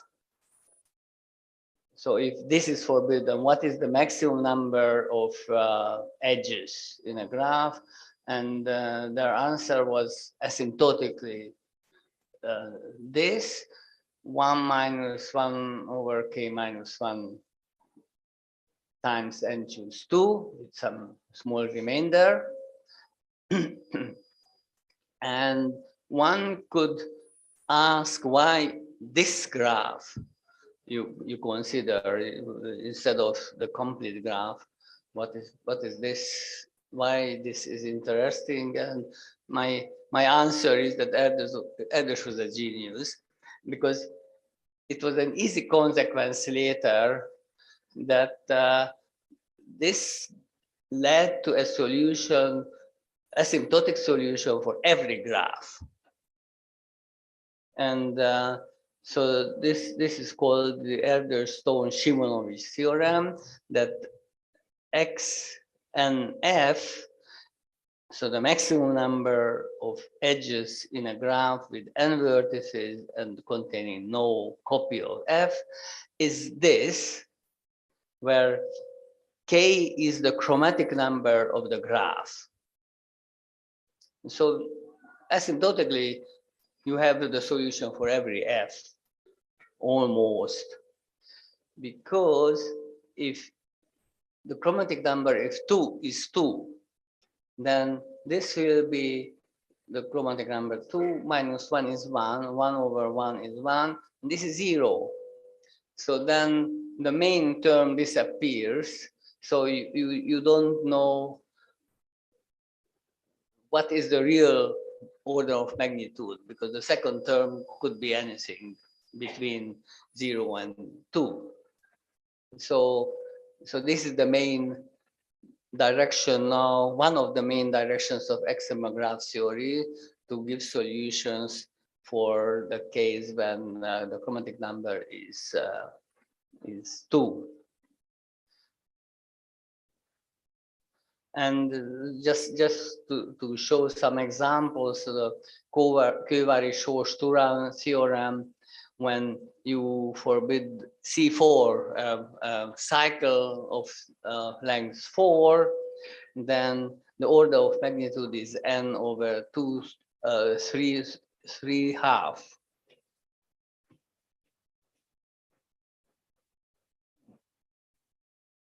And in the construction is using finite projective geometries. And this is Vera Sós. She is now 92, and she's still participating at the seminar online, but she is not really working in mathematics anymore. Another example is it's actually a kind of generalization, is when complete bipartite graph is forbidden, KST. So this is a big question in general. We have lower and upper estimates, but they don't coincide. but Collaroni and Sabo made a good construction, which means the upper bound in the case when one of them of S2 is much bigger than the other one, when S is greater than T factorial plus 1. And they use heavy algebraic geometry. So in these problems, usually to solving this, the construction part is difficult. The upper bound seems to be correct, but hard to make a good construction. Yeah, another old problem is path. I use pk for the path containing k vertices. It's sometimes people denote by k the number of edges, but here the number of vertices. And look at the so now we are looking for the maximum number of edges containing no path on k vertices. And this is very small, you cannot read. That is a k minus 1, the index. So this is a component, a complete graph on k minus 1 vertices. So obviously this part cannot contain a path containing k vertices. And there is no connection between the parts. So there are components, this many components. And so this seems to be a good candidate for the maximum. And Erdős and Galai proved that this is really the best. I gave it in the form of inequality because if it's sharp, if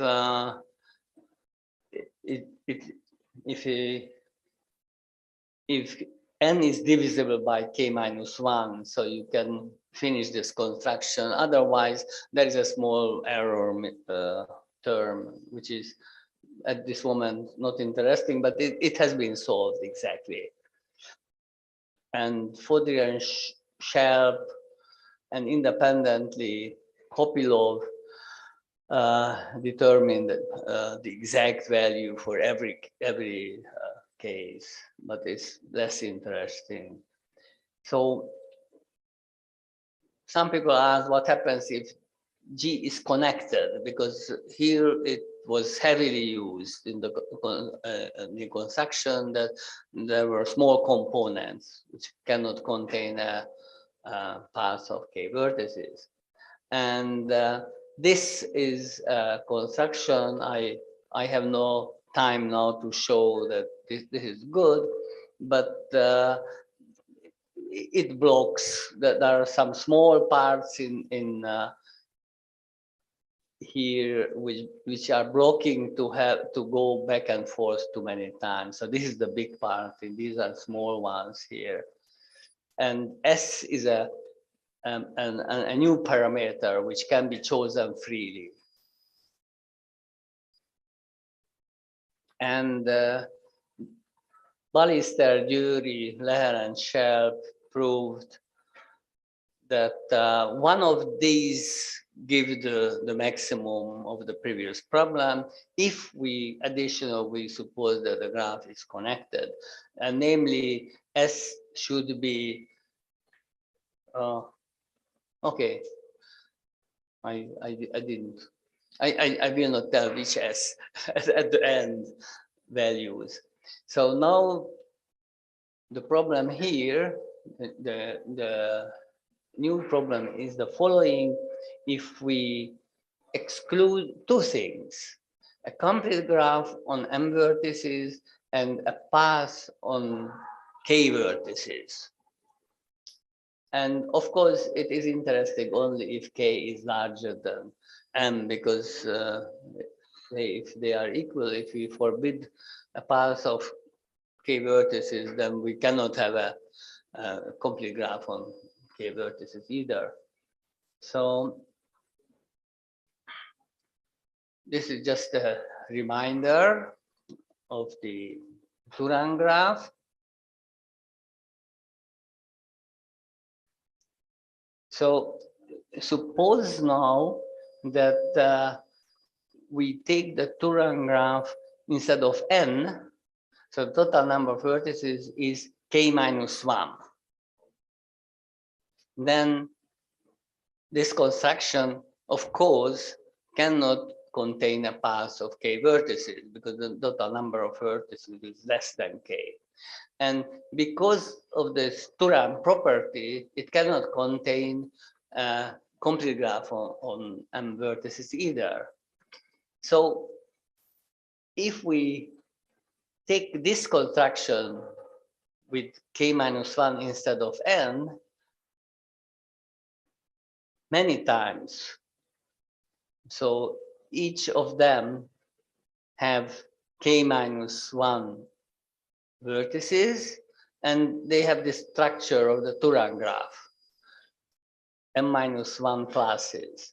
So then this will be a good construction. It cannot contain a path of length k because the components are too small, and they cannot contain a complete graph on m vertices because this is constructed in such a way.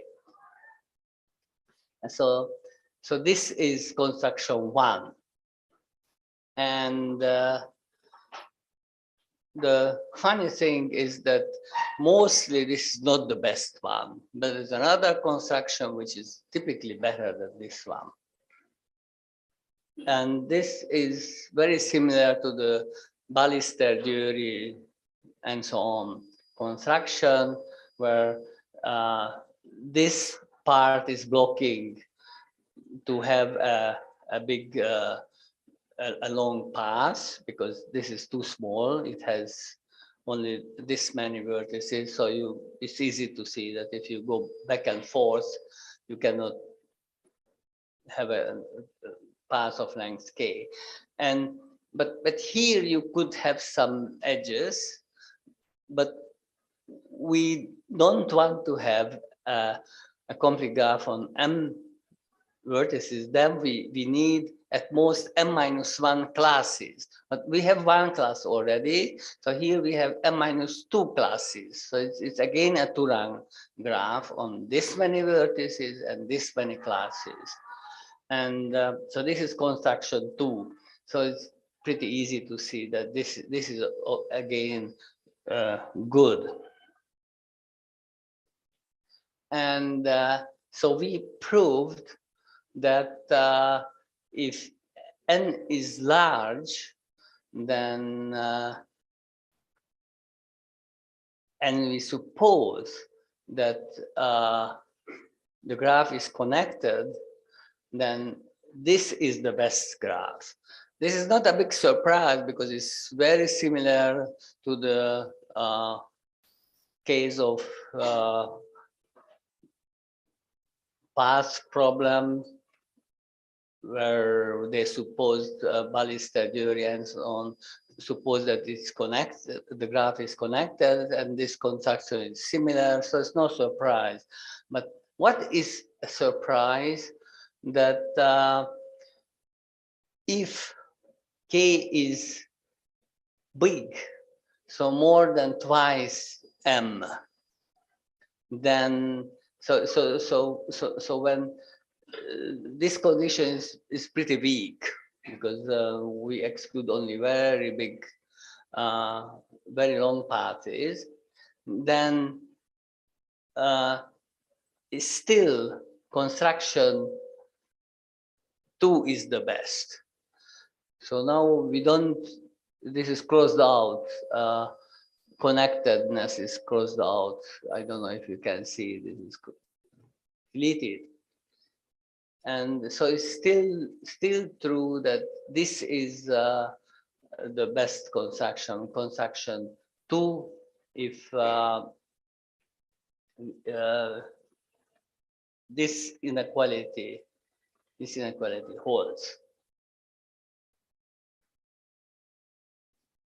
And so the remaining question is that what happens if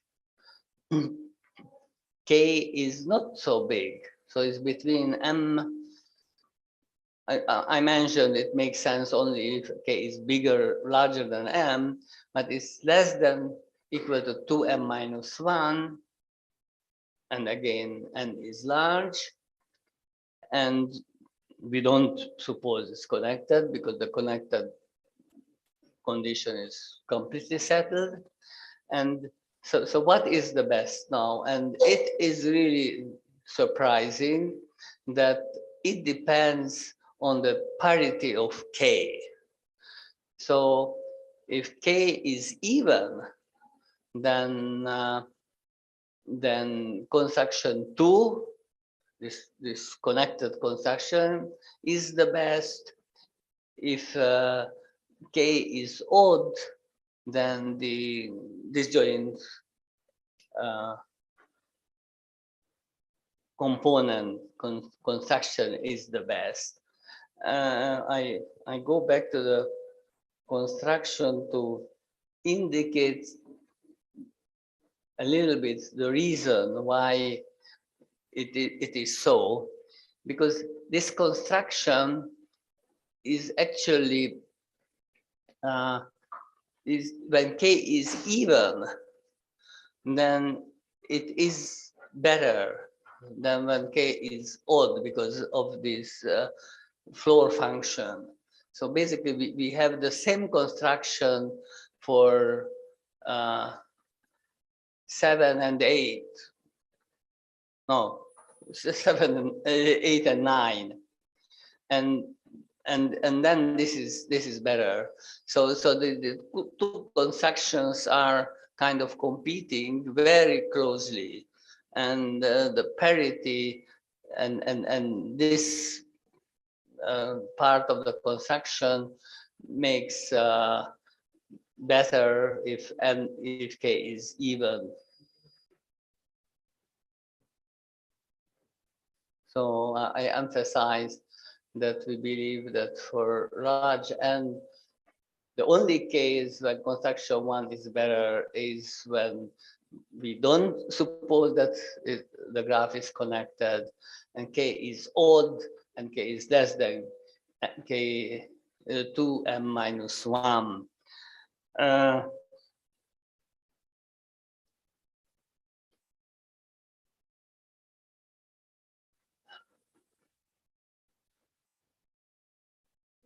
It is important. I don't have time to show an example that it is important that all the solutions are true, all the theorems are true only when N is large. So for small n's, they are not true. So that's an important condition. And I said conjecture, but now I would say probability 1/2 conjecture, probability 1/2 theorem. So I was working on this problem recently, and I am almost sure that I have a solution. So if you solve it soon, we can write a joint paper.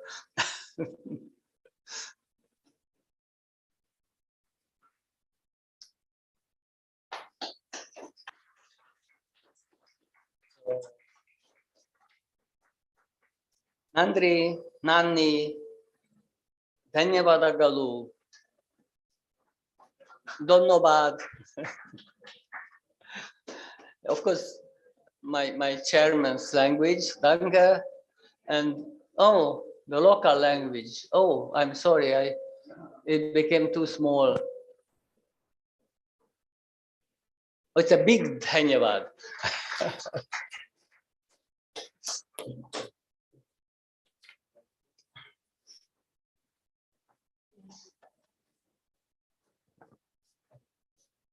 So thank you very much for your nice talk.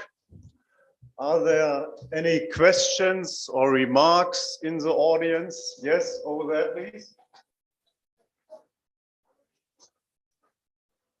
Do you have a microphone for him?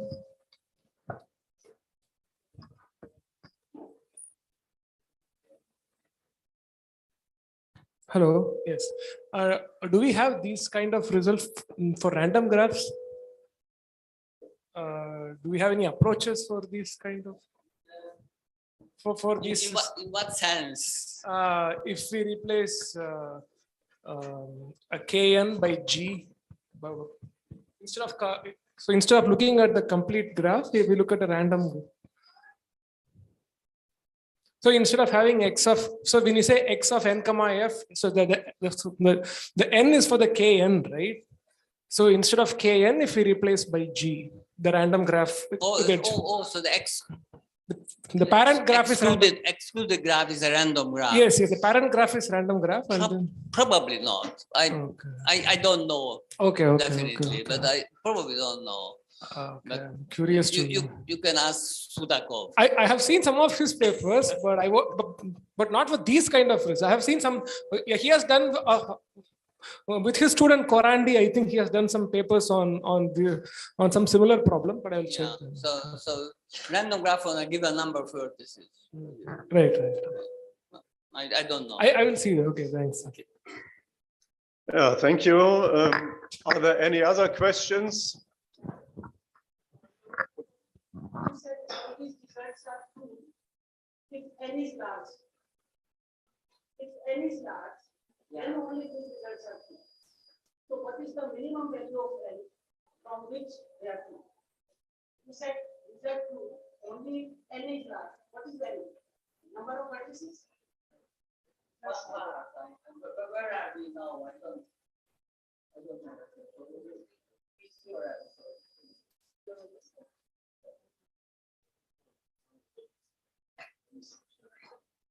So sufficiently, what is the meaning of sufficiently large? Oh, that I explained it. Okay. My question was that he said that these results are true if n is sufficiently large. So I asked him how much large and what is the minimum value of n. That was my question. And The answer you try to return.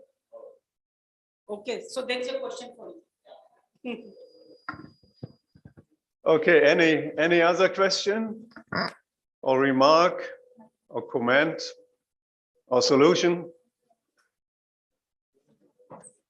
If not, then let us thank the speaker again.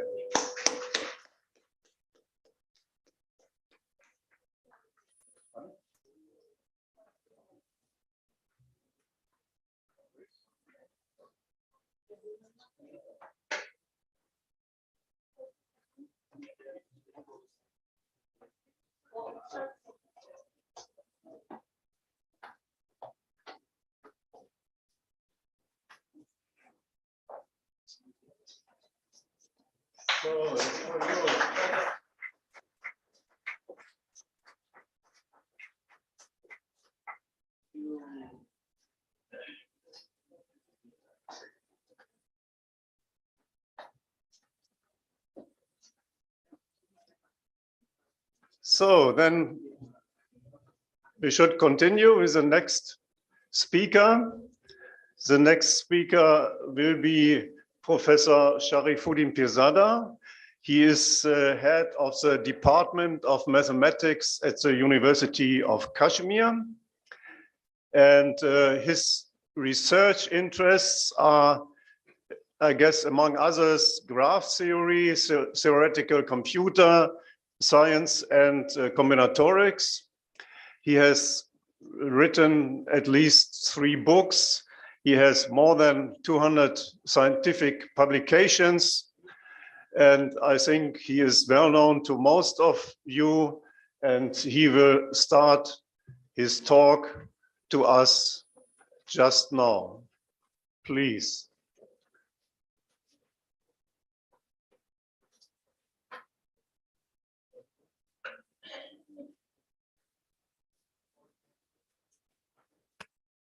Okay.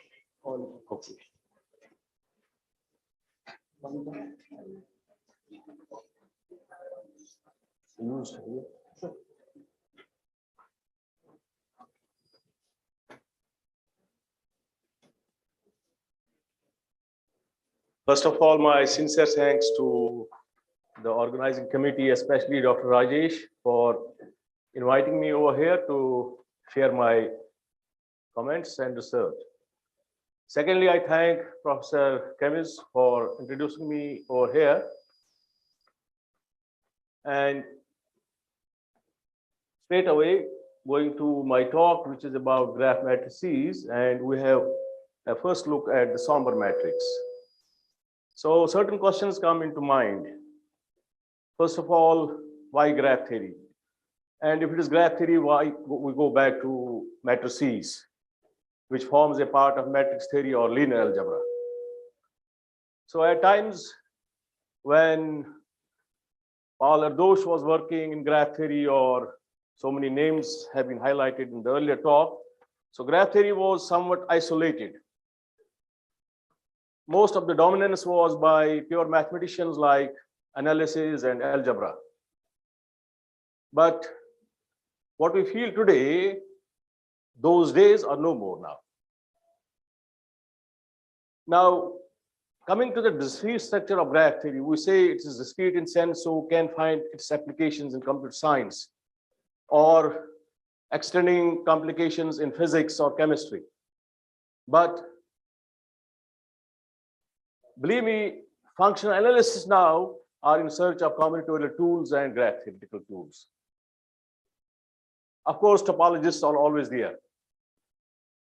And we know that from the last several years, many field medalists had some background from graph theory and combinatorial techniques. So once we have graph theory, it's a discrete structure. All of us know the definition. We have set of objects and there's a relation acting on the objects. There are so many representations for such an observation. If we have some pictorial notation or pictorial representation, how to represent this real-time problem or physical problem where objects are involved and a relation is involved. The best example is we represented by a graph. So once we have a graph, so we can learn or we can find solutions to many real-time problems. Then it is the requirement, it is the need why we switch from graph theory to linear algebra, or why we switch from graph theory to abstract algebra. From last 10, 15 years, we have seen that now graph theorists are interested in studying graphs on algebraic structures like the groups, the rings, the fields. Initially, it looks like something crazy is happening, but the main goal is, can we, with the help of graph theory, come to know about the structural properties of a particular algebraic structure? Of course, it's early to say something about it. It's at the early stage, the work is at the early stage. But this spectral graph theory, which comes from combination of graph theory and linear algebra, it's now 5 decades older.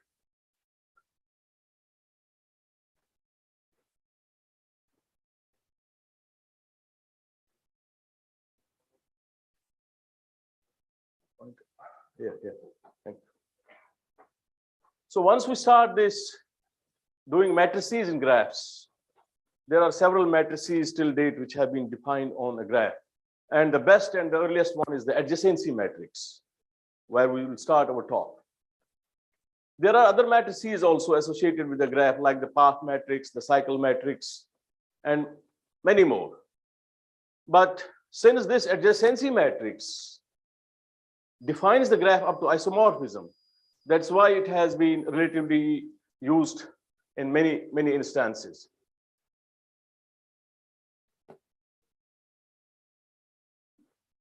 So this is all what we know. Few definitions I need. So we have a graph with finite set V. Then we have the adjacency relation.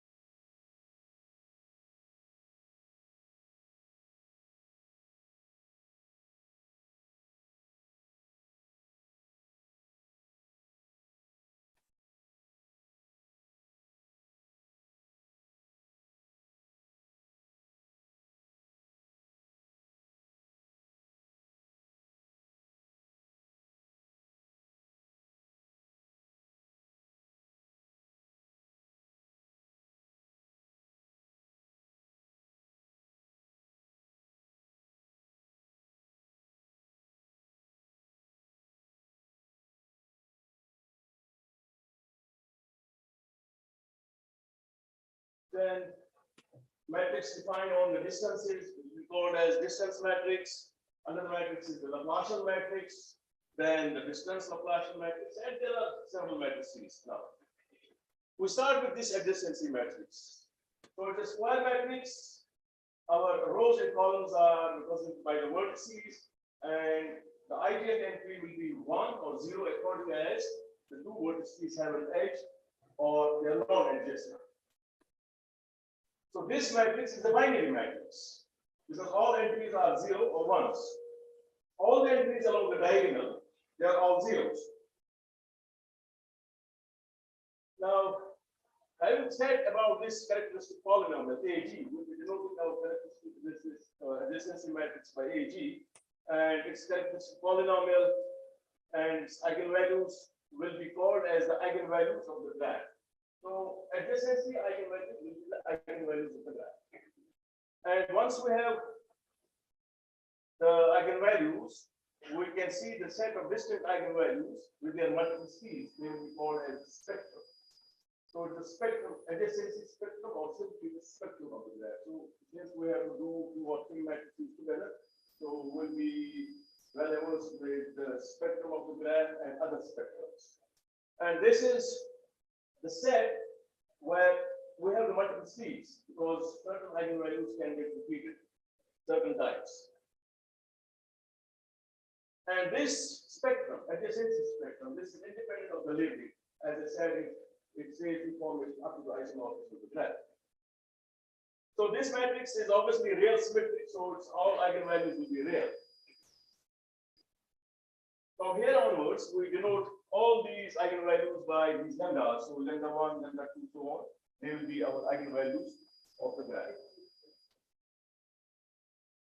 So there's a well-known theorem which is called as structure theorem. It was given in 1980 by Setkovich and Sachs. So what is this theorem all about? Now imagine now we have this characteristic polynomial. The first case is, can we know the coefficients of this polynomial? Because unless we have information about the coefficients, then only we can go to the eigenvalues. And imagine the graph is very large, say 50 by 50 graph. So characteristic polynomial will be of degree 50. And to know those coefficients is again a difficult task. Now this theorem says that from the structure of the graph, we can be able to compute the coefficients. How we do it? We subdivide the graph into cycles and K2, that is the single edge. So it's here. So PL, they denote the components of L, and CL denotes the number of cyclic components of L. So once the graph is decomposed into smaller graphs, then any coefficient CI is given by this relation. -1 to the power PL and 2 to the power CL. So where C1 up to Cn, they are the coefficients. So we can get any coefficient. But again, this is nominatorily not easy to obtain. So in certain cases, in easier cases, you can evaluate these things. But in the longer run, we need some better approximations. So what are the problems in this direction? The first problem is, can we have information about the eigenvalues? The second problem is, what about the largest eigenvalue, which is called as the spectral radius of the graph? The third problem is, what can we say about some k largest eigenvalues? Or what we can say about the largest minus the smallest, which is called as the spread of the graph? Because these invariants do really play a role in finding the structure of the graph, or vice versa. Some well-known graphs where we can say about their spectrum, which has been calculated, like the complete graph AN. So it has one eigenvalue as n-1, whose multiplicity is 1. So that means only one eigenvalue is equal to n-1, and -1 is occurring n-1 times. So its multiplicity is n-1. Then about this complete graph KPQ, where these are the orders of the parts. So they are square root of PQ, square root of minus PQ, and 0 is with multiplicity P plus 2 minus 2. Then we have the cycle of length n, Cn. Its spectrum is given by twice cosine 2 pi k divided by n. And similarly, we come to the path of length n. Again, it is given by twice cosine pi k n plus 1, where k runs from 1 to n. They are well-known graphs. They will play an important role in doing newer problems in spectral graph theory. Now, well, there are certain concepts to be borrowed from linear algebra. There are many, but one has to be very good in the majorization techniques, like the majorization theorem. Especially the Schur's theorem comes into play when we do these things. And then adjacency integral graphs. Again, we'll be interested in knowing which graphs have their eigenvalues as integers. If there's a graph whose eigenvalues are integers, or the spectrum is in integers only, then we call it as integral graph, or the adjacency integral graph. Again, in 75, Sakovic found the following remarks about this integral graphs. Now, if we have R regular, this R regular graph is always adjacency integral, and then the graph is finite. Then what were the observations for R equal to 2? When it's two regular graph, especially the cycles like C3, C4, C6, they're all integral graphs. We come to the case when R is equal to 3, that is the cubic graphs. When they are 3 regular, then it has been observed that there are 13 such graphs, and they can be displayed here. You can see all these graphs are cubic, and the spectrum is also given. It's 3 and minus 1 is 3 times. That is, the multiplicity is 3. Similarly with this graph and this graph. So they are 5, and then there are graphs like this, which are again cubic integral. And we have this graph, which is cubic integral. This is cubic integral, and this is again cubic. So this is 11, then this is 12, and this is 13. So there are 13 cubic integral graphs. So there is a reason to display these integral graphs, because whenever we are doing problems in spectral graph theory, it will get somewhere reduced to a complete graph, and we have to make it get reduced to a standard graph. Now, unlike in algebraic graph theory, now there's a major difference between algebraic graph theory and spectral graph theory. When we do problems in spectral graph theory, we have to reduce it to a standard graph. My vision of standard graph is like a complete graph, like a cycle, like a threshold graph, or a co-graph, whose spectrum is known. And in algebraic graph theory, if your graph associated to a certain algebraic structure comes out to be a standard graph, then it becomes a trivial problem. Say, for example, you take a ring. Once we have a ring and we associate a graph with this ring, if it comes out to be a regular graph, then there is nothing to study, because we have all invariants available for the regular graph. So there, the graph should be ugly. Means they should vary from one structure to another structure. But here in spectral graph theory, they should be symmetric. They should be standard. Okay. So obviously, this complete graph is integral for all n, and then we have this observation where graph is integral, so it's complement. Now let's take some examples here. The complements of complete graphs, integral graphs, they're all integral. Now, if two graphs are integral, then the partial product and star product is also integral. Take an example of this Cartesian product. Now, let's take Cartesian product of two complete graphs, which is called as the Rook's graph. I'll show the picture of this Rook's graph also. It's also integral. So, what is this Rook's graph? Similarly, you can see the hypercube graph, which is again the Cartesian product of any number of complete graphs K2. They are also integral. So these are two examples where we see both of them are adjacency integral. So let's take some half a minute about this Rook's graph. So this is a graph which represents the legal moves of the Rook chess piece on the chessboard. Each vertex of Rook's graph represents a square on a chessboard, and each edge joins two squares on the same row or on the same column. The squares that a rook can move between. So rook is like a game in chess, and these graphs can be constructed for chessboards of any rectangular shape. Mathematically, they are defined as the Cartesian product of two complete graphs, or as the line graphs of complete bipartite graphs. Roots graph can be also defined as the line graphs, that is the edge graph, or the derived graphs, or the complete bipartite graphs. So the order of Roots graph is always n to m. If it is n by m chessboard, the size is given by this quantity, and the spectrum is here, m plus n minus 2, m minus 2, n minus 2, and minus 2. And here's the example of Roots graph. It will look like this. Okay, so let's say something about this hypercube graph Qn. So this graph is formed from the vertices and edges of an n-dimensional hypercube. So we have the hypercube in n dimensions, and we take the examples here. The graph Q0 consists of a single vertex. Q1 is the complete graph on 2 vertices. Q2 is a cycle of length 4. Q3 is the one skeleton of a cube. The room is a cube. Assuming that all the faces are of same dimensions, then take the skeleton, ignore this face, ignore this face, ignore the planes, take the lines of intersection of planes and points of intersection of the lines. Then this is our cube, and obviously this is a plane on graph of 8 vertices and 12 edges. Now what about Q4? This is the Levy graph of the Mobius configuration. It's also known as Knight's graph for a toroidal 4x4 chessboard. So let's see, you can imagine how our graph is being connected to different directions. And then this QN, the order is 2 to the power n, the size is this one. It's a regular graph with n is touching each vertex. And the spectrum is here.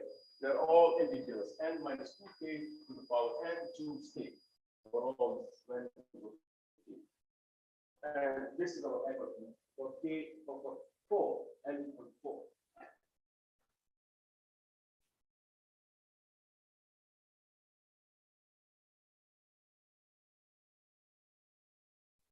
Some more examples, like the line graph of an integral graph is integral. Take the line graph of K4, it is the octahedral graph. So one can wonder what this octahedral graph is. Like we have a cube. Similarly, you know that there are only 5 little polyhedras which exist in the universe. 5 little polyhedras, which are the tetrahedron, the cube, the octahedron, the dodecahedron, and the icosahedron. So this one is one site. So what are these regular polyhedras? They are made by flat surfaces, smooth surfaces. They enclose a solid. They enclose a solid by similar faces, like cube is formed by 6 congruent squares. Tetrahedron is formed by 4 congruent triangles, and so on. So this line graph of K4 is the octahedral graph, and the complement of the line graph of K5 is the frequency graph. This is also this is very interesting observation. Now one can ask, why do we do line graphs? Usually, if you construct line graphs, they seem to be complicated. They're not that easier graphs. From a simple graph, we make a big graph. The question arises, why do we make big graphs? But here is the answer. One small answer here. The complement of the line graph is K5. So when we want to discuss about K5, we can get a spectrum of K5 by its complement also. Because relatively, getting spectrum of the complement graph is very easier as compared to the original problem.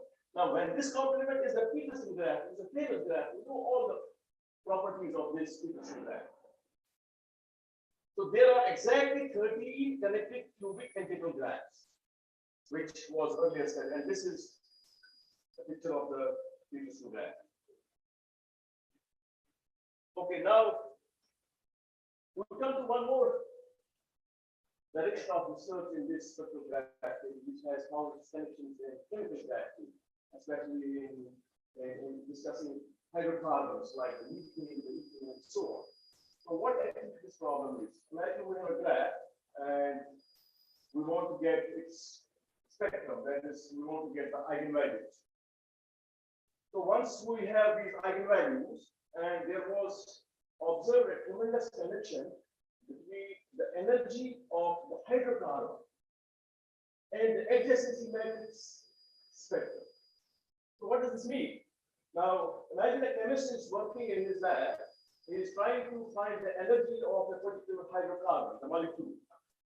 He can use his own methods. So it was in 1970s, who was a physical chemist, who first found this connection.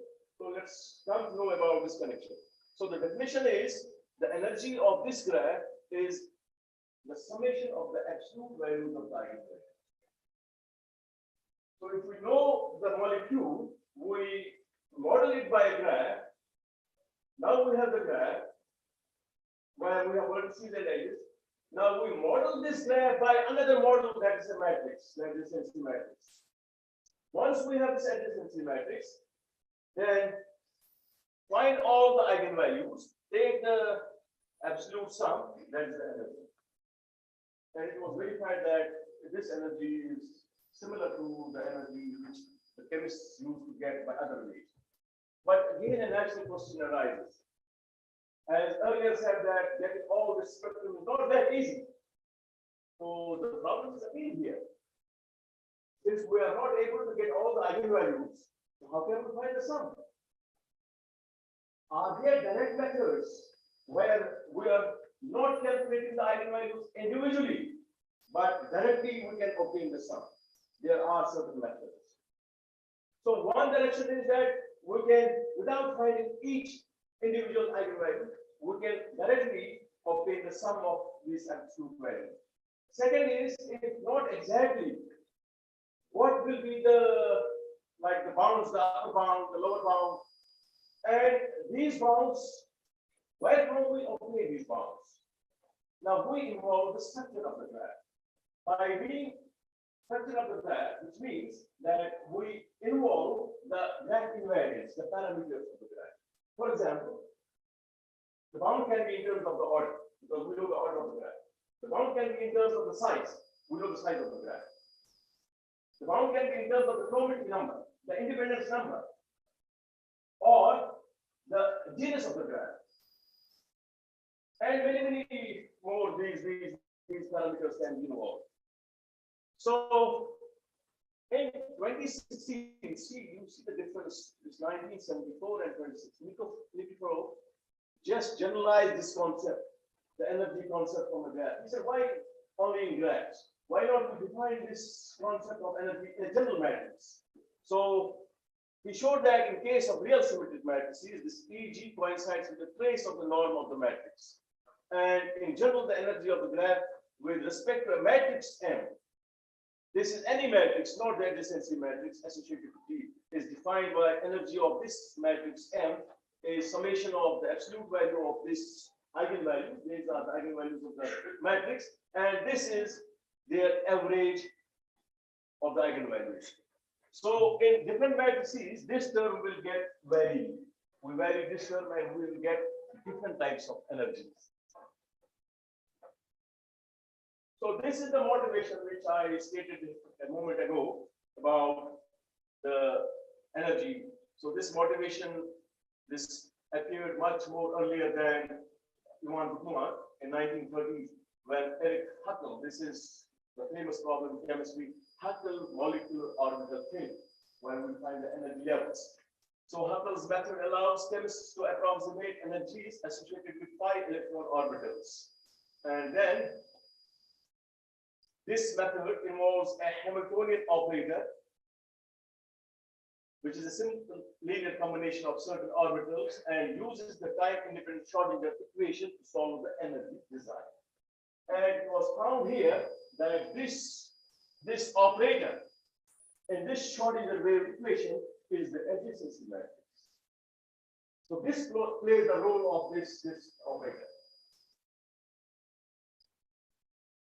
So this adjacency matrix plays the role here, and these are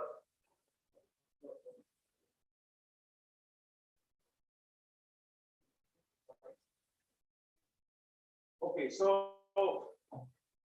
as earlier said, is there any direct way to get the energy? Here is the formula which was in 2001. It was obtained in 2001. That energy can be this absolute sum, which is the integral. Again, a crazy connection. There being a discrete model, here we get it in the form of the integral, which is a continuous form.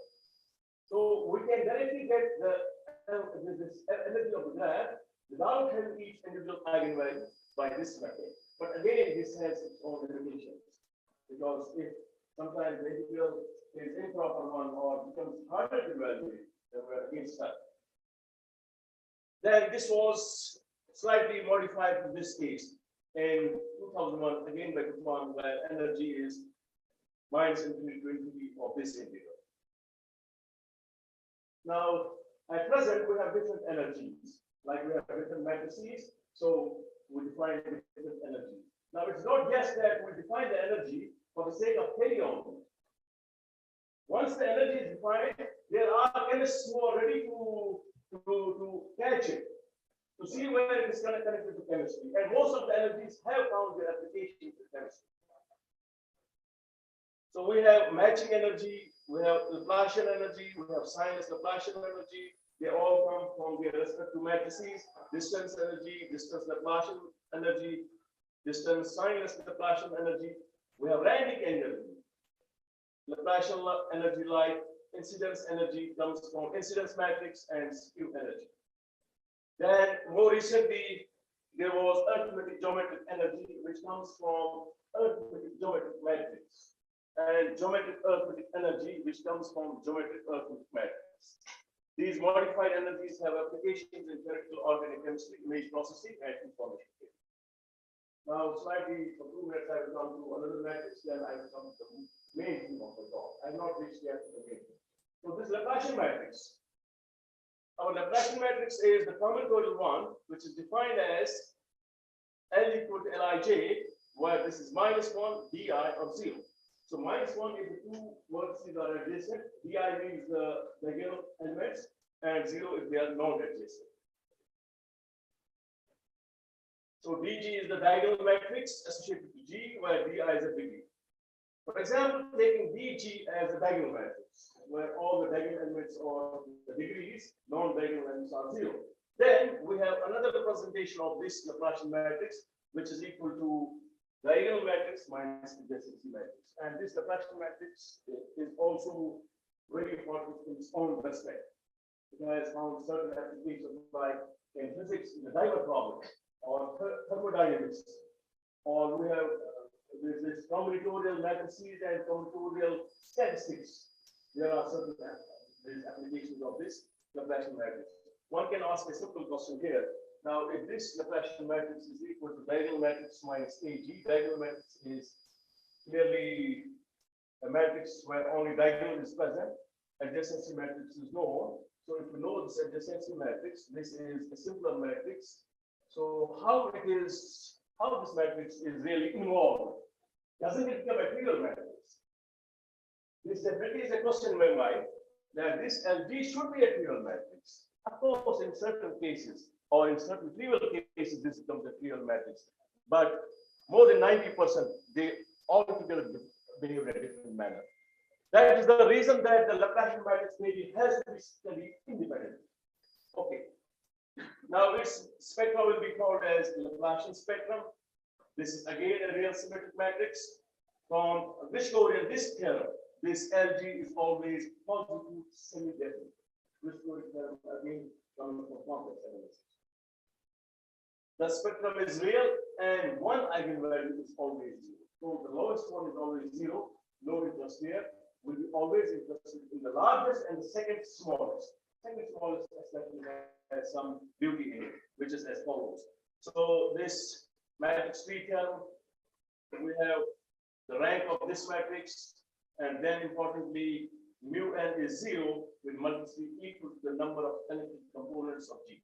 So that means the number of times this eigenvalue, reflection eigenvalue comes 0, then we have that number of components. So it was in 73 that showed that a graph G is connected if and only if the second smallest Laplacian eigenvalue is positive, and this is called as the algebraic connectivity of the graph by this virtue. Now this matrix is also called as Kirchhoff matrix because of well-known matrix tree theorem. Matrix tree theorem is about getting the number of spanning trees of the connected graph. So we do it in our maybe undergrad courses about the matrix field theorem, where we calculate the cofactors of that matrix and we say all the cofactors are equal and each cofactor represents the complexity of the graph. That's the number of spanning trees. So here is the Kirchhoff's theorem. All cofactors are equal and their common value is the spanning trees. There is another name for this Laplacian matrix. It is matrix of admittance because it is from the electrical networks. So definitely we find its applications there. That's why they have given their own name, their own language. Okay, so let's come to topological indices. So what is a topological index? First of all, topological descriptor. So it's a single term, it's a single number which represents a chemical structure in graph physical terms via the molecular graph. The point I was mentioning earlier. So by a single number, can we have enough information about this molecular graph? Now, from this topological descriptor, we have a topological index. So, being topological descriptor, in addition, it correlates with the molecular property. So, this is used to understand physicochemical properties of chemical compounds. Now, there is interesting topological indices capture some of the properties of the molecule in a single number. As of date, there are hundreds of topological indices which have been studied, investigated, and the starting one is by Weiner, in which he used the sum of all shortest path distances of a molecular graph for modeling physical properties of alkanes. So this is this topological index. These topological indices on n vertex degrees have been used for over 40 years now. Among them, several indices are recognized to be useful tools in chemical research. The best known such descriptor is the Randex connectivity index. So we can see here the reference is at the bottom. Now, more than 1,000 papers and a couple of books deal with this molecular descriptor. For many years, scientists were trying to improve the predictive power of this Randex index. This led to the introduction of a large number of new topological descriptors resembling the original Randex index. Now we come to our own number index, because most of the matrices have roots from their indices. So before coming to this somber matrix, we have to define the somber index. And you can see the reference. This is not that old. Just last year where this somber index came into existence. For graph G, before coming to somber index, for graph G, any topological index, this phi, this function is given by phi of du dv. And what is du and dv? They are the n degrees. So it's just playing on the n degrees of an edge. So there's vertex 2, there's vertex 3. We find the degrees, and then we change this du dv. We get different indices. So this is a function with the this is commutative, obviously. And if this is equal to the product of these two to the power alpha, it's called as the general Randex index. And if we give this equal to -1/2, that is the square root of this one, square root of this in the denominator, of course. So we get the Randex index. And if we take du plus dv divided by this one, just now I was talking about the arithmetic geometric index. So this is arithmetic geometric index. Question is, what will be arithmetic geometric matrix?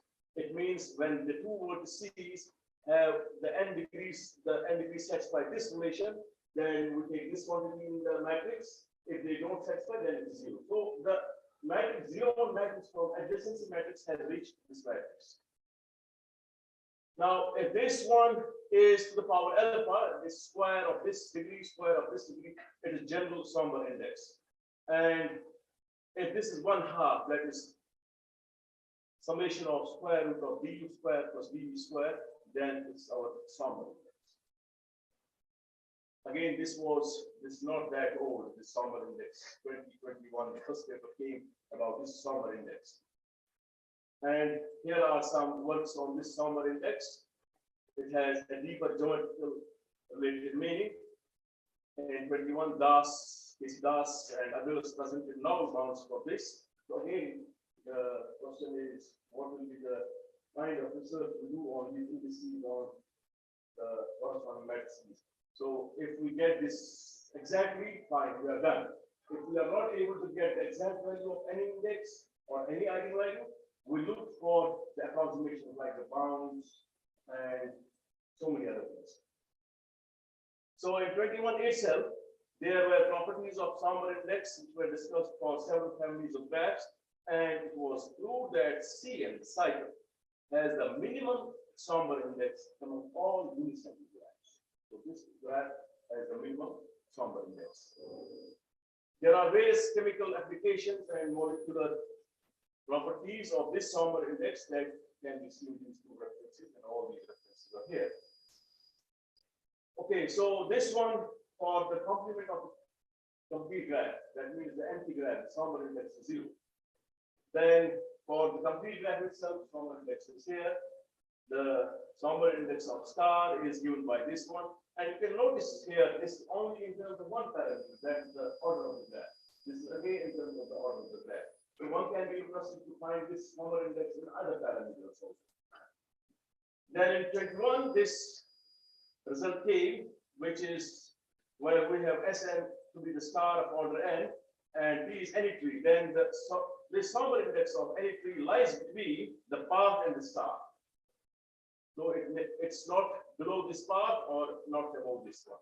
And this is the best possible result when it holds when this T is the path itself and star itself. So we had another result during the same time. If this Kn is the complete graph and this is its complement, then any graph, Sommer index of any graph lies between K and K. So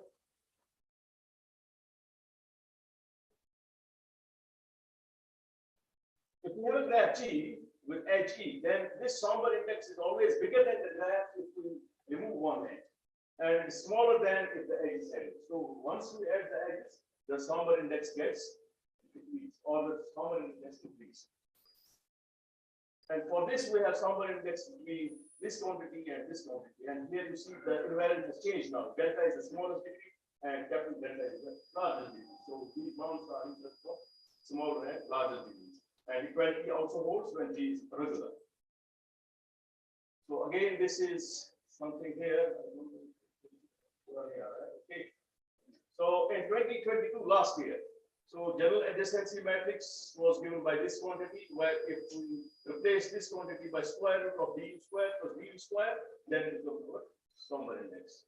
And we can take the matrix, the general adjacency matrix. This is general adjacency matrix. We take general adjacency eigenvalues, and then we have the relation here. Here you can see the relation.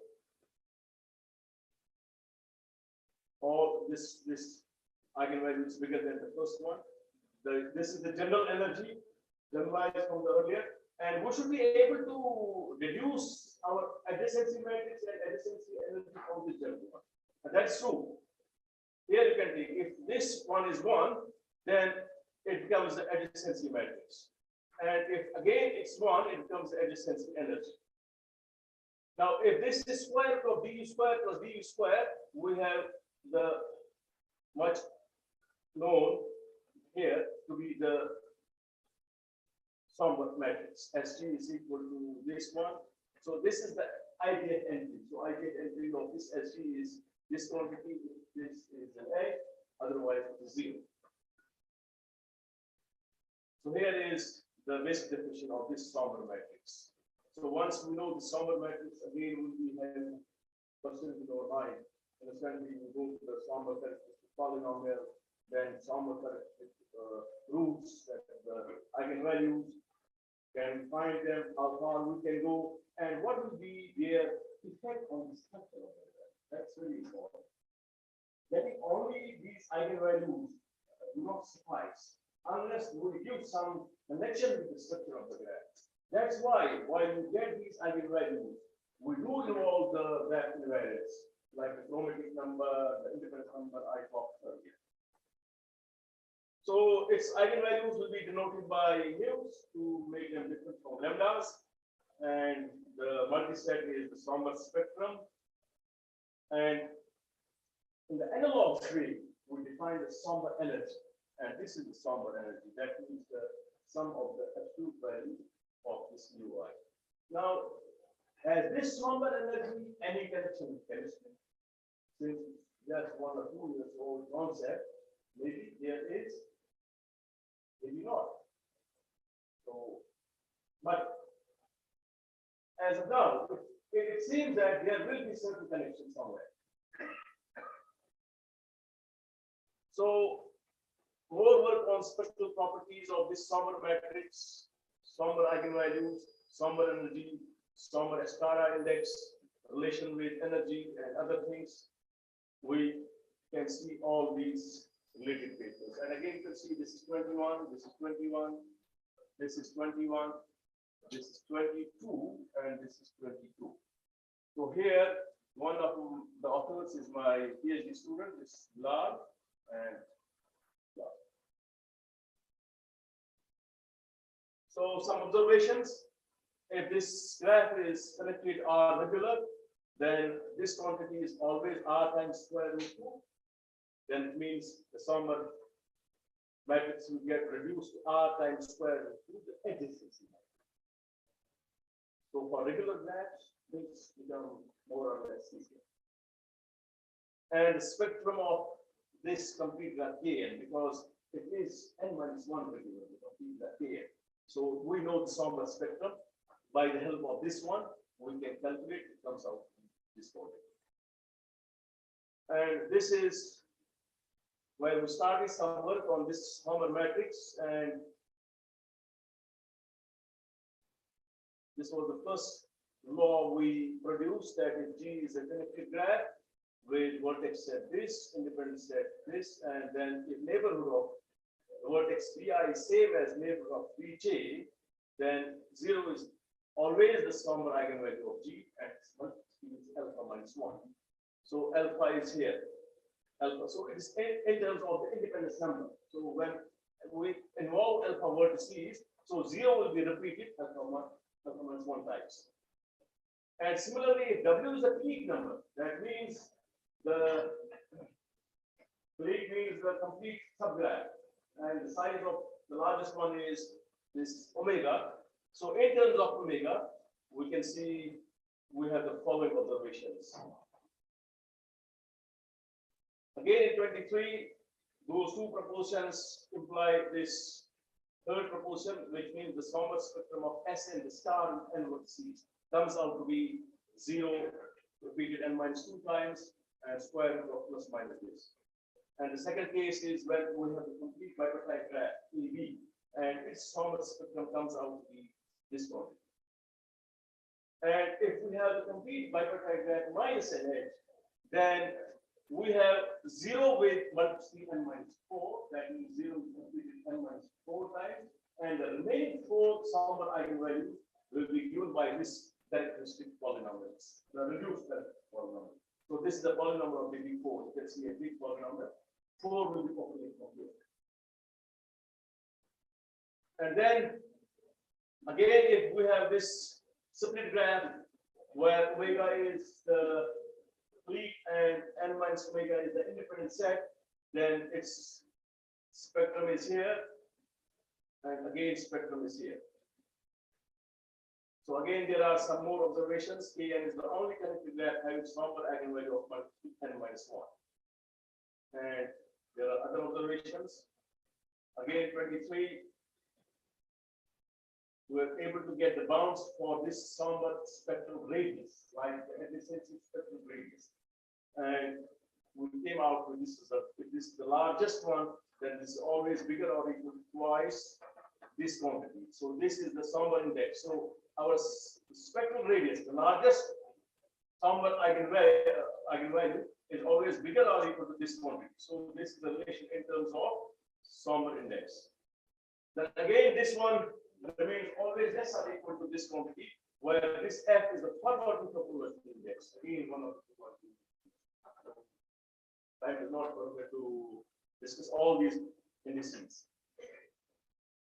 again for when we have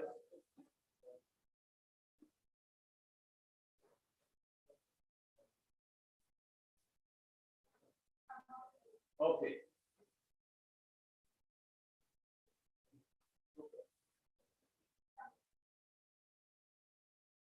So again, we have some observations I'm approaching. So there are like not have scattered type of inequalities where we find a relation between the graph and the complement, like the chromatic number of the graph and its complement. Similarly, we will have not have grand time of inequalities like for the largest eigenvalue and the largest of the complement, the energy of the largest and the energy of the complement. So one or two observations will be there. So here is one of the such observations. So largest somber spectral radius and its complement is always bigger or equal to this one. And this is again 21 these observations happen. So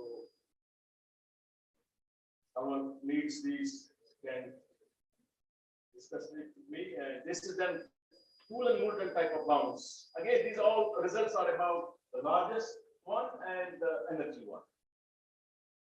And for complete bipartite graph, again, this one, new one is exactly what this one.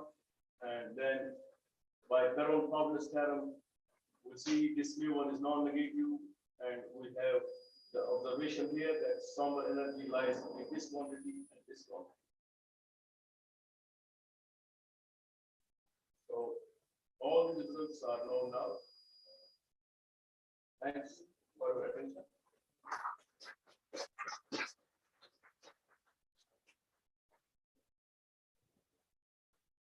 Thank you very much for a talk with so many results. And I will ask the audience whether there are some questions or remarks.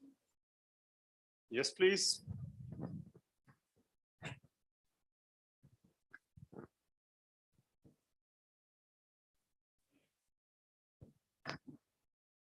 Hello, Professor. You were talking about in your discussion on Rook's graph, and the definition that you laid down was it's a graph that represents all the legal moves on a 4x4 chessboard. So what are the possibilities that you will never get an illegal move on a 4x4 chessboard? That's the combinatorial problem. Okay. I'm not aware of that combinatorial problem. How you can make the moves. So just I quoted an example about the spectra. Okay. So whether you have the chances of winning or how it happens, Okay. I don't play chess myself. Okay. All right. And that was my question, actually. Thanks. Is there any other question? Yes, please. Good afternoon, sir. So thank you for your presentation. It was a very good one. So I would like, my question to you is, if we have to compute the indices of the the property, if we want to know the properties for hydrocarbons using the values of the Somber index, so can we even find out, can we predict the properties of inorganic compounds as well, not just hydrocarbons, sir? There are certain cases where some inorganic compounds have been clubbed with this idea. Okay, sir. But not for large scale. Right, sir. Again, the work is at the initial stage here. Okay, sir. Any index like Somber index or Randic index or Weyler index in organic, inorganic direction. Right, Not sir. much more than that. Okay, so thank you, sir. So also, sir, in order to take the benchmark data sets for prediction of inorganic compounds, so do we do it using the hydrocarbons only, or do we do it for the set of inorganic compounds only? That's okay. Organic compounds. Okay, Because sir. they have the graph structure. Yes, So sir. it's a little easier. But for inorganic compounds, you have to see first how to model it by a graph. Right, sir. Whether it can be at the first stage modeled by a graph. If it's modeled by a graph, then things are done. Because once you have the graph, you have the matrix. Okay, You have yes, the sir. index. Yes, sir. Then it comes. Okay, sir. Thank you, sir. One more question.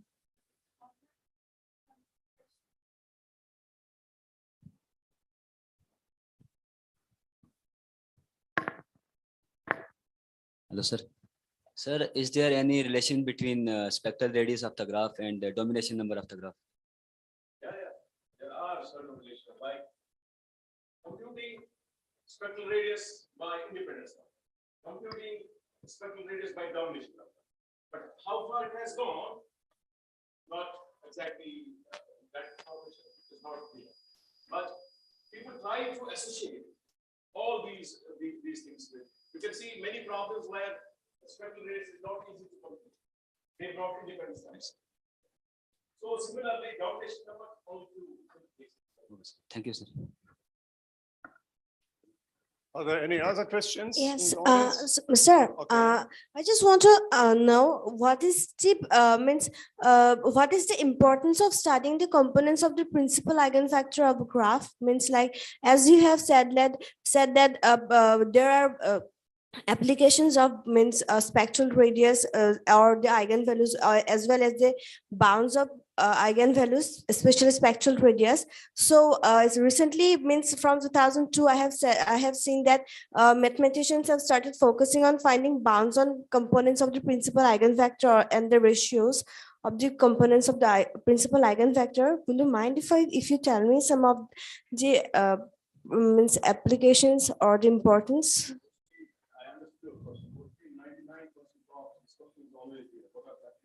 Yeah. Why mathematicians do this? See, whenever a mathematician does something, he doesn't care about application. Okay. Whether it can be applied or cannot be applied. Okay. It is the work of the physicists, the engineers, the computer science. They know their business. Our work is to give theoretical aspects. Okay. Whether anyone needs it or not, Okay. it's his idea. Okay. So we really do not bother about it. Okay. If we have bothered, then mathematics would have not been at this stage. Okay. So then we get stuck with certain problem, only finding applications which we cannot find. Okay. Like in the inauguration, somebody talked about like mathematics, all sciences. I don't agree with that. It's not the king of all the sciences. It's the king of all sciences. Okay. Mathematics is not natural, it's the nature itself. Okay. So we look at the nature, we look at the symmetries, because all nature is symmetrical. Person is symmetrical. Why one eye is not here and one eye is not here? Okay. Everything has its own sense. We look on those symmetries. We try to find those symmetries. And then the applied people like physics, they are always waiting, like somebody is hungry for 100 days. And if you show a bottle of water, he will jump on it. Similar is the case with other people like physics, like the applications, artificial intelligence, like you have the machine learning. Yes. It's all based on mathematical process. So really, mostly in most of the cases, mathematicians are not aware of the application, and they rightly they should not be Okay. aware of the. Okay, sir, may I request another one thing? If you don't mind, this is a basic question, like. But don't mind, you'll find many applications in the browser. Okay. Certainly. Okay. Sir, if you don't mind, will you please tell me a little bit of history of adjacency matrix, how it started developing, how this concept of adjacency matrix developed? If you don't mind. Yes. So did you say that from 1950s to 1960s, the concept of? Okay. But isolated results were before that. Okay. But it was not given a formal direction. Okay. Like we call it as a adjacency matrix, we have the spectrum and so on and so on. Okay. And the important problem about the bounds, Yes. that what I discussed in my talk earlier, that once you get the bounds, if you are able to get even 5% information about the structure of the graph, Okay. means it's not for the sake of fun we are getting those bounds. Hmm. Since those bounds do come in terms of the invariants, so those invariants need to tell you about the structure. Thank you, sir. So thank you very much for the audience, for the questions, and of course, the speaker for his answers. And I would like, is there another question? But we are running out of time. Maybe last one. Okay, last question. Sir, you computed the somber spectrum for so many graphs. So does there exist a graph whose somber spectrum is integers, means all the eigenvalues are integers? Yeah, integral. Okay. Oh. So does there exist one? Does there exist at least one? Okay, okay, maybe I missed that. Thank you so much, sir.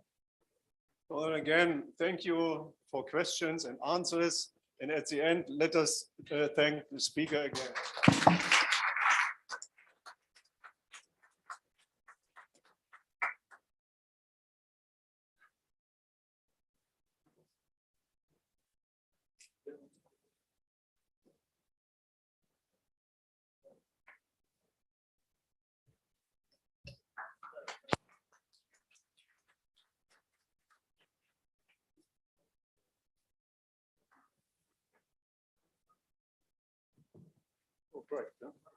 Thank you, Professor Kembenitz. Thank you, Professor Pizada. Thank you, Professor Katona. The dignitaries are requested to please proceed for lunch, and for the students who are having their presentations in the offline session, I request Virender sir to please announce the room numbers, and we'll meet after the lunch at 2:30 sharp. Please listen to your room numbers and then you can proceed for lunch. And in the meantime, in the lunch time, please submit your PPTs in form of pen drive to the associated room. Students will be sitting there, you can submit there.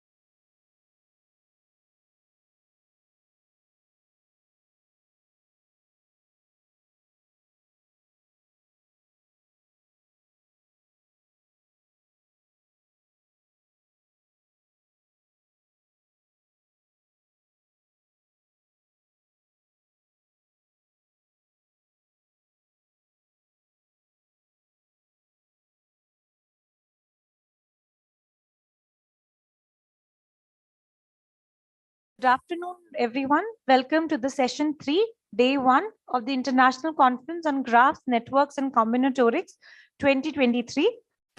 Now, the chair for this session is Professor Arumugam. He is the director of NCAD Math and senior professor, Kalasilingam Academy of Research and Education. He has presented in more than 370 conferences, lectures, and other workshops. He has got 15 awards in total. He has more than 50 students under his PhD guidance or have taken guidance under him. He has published more than 260 papers. No introduction is enough for sir. I welcome you, sir. Please take over. So, welcome to the afternoon session of the first day of the conference. The speaker for this session is Dr. Purnima Gupta, who has done her PhD under the able guidance of Dr. B.D. Acharya. Her major research areas being domination and graphoidally covered graphs and related topics. And she has supervised several PhD students and has taught graph theory at various levels. And she was also director of the Central Board of State Bank for a few years. Now I invite Dr. Purnima to deliver her lecture on topic. Okay.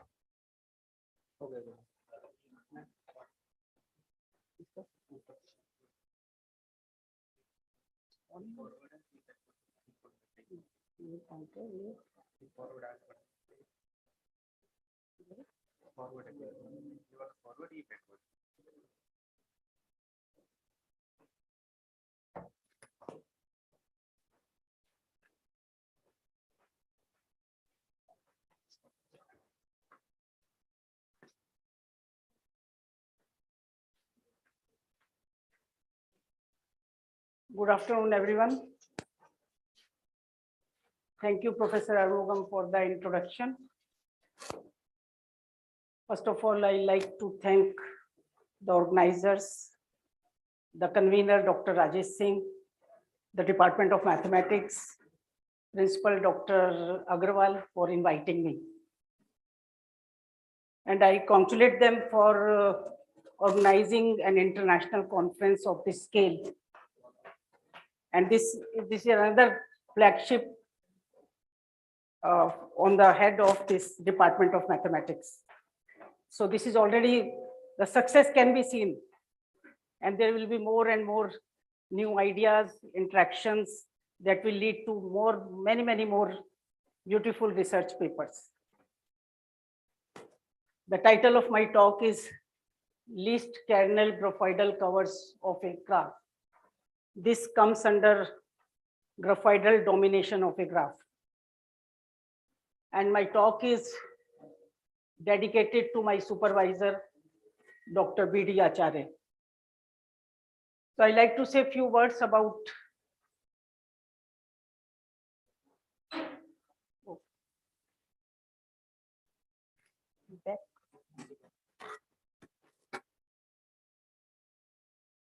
Dr. B.D. Acharya.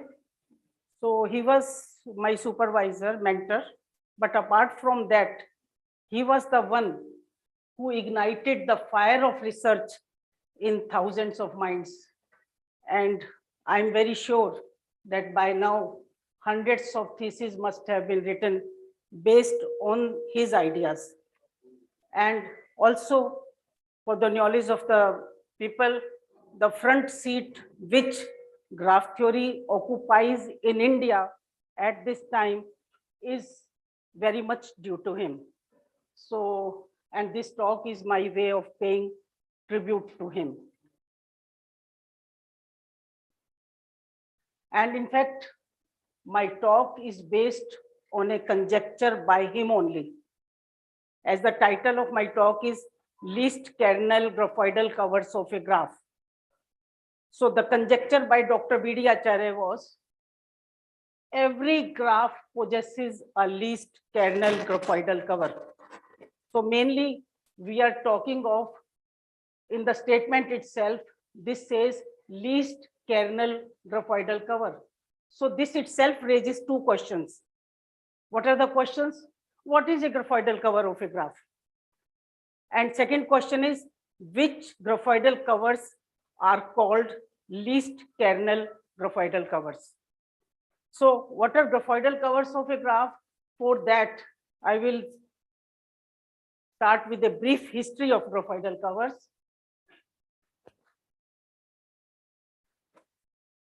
The concept of graphoidal cover was introduced in the year 1987 by Professor B.D. Acharya and Professor Sampath Kumar in 1987, but it was for finite graphs. Sometime later, it was taken by Professor Armugam and his group, and number of theses were written on graphoidal covers and graphoidal covering number of a graph. So then after a while, when I joined my supervisor, Dr. B.D. Acharya, we took it up. Then we did few things. What were the things? We extended, since in 1987, when it was introduced, it was for finite graphs.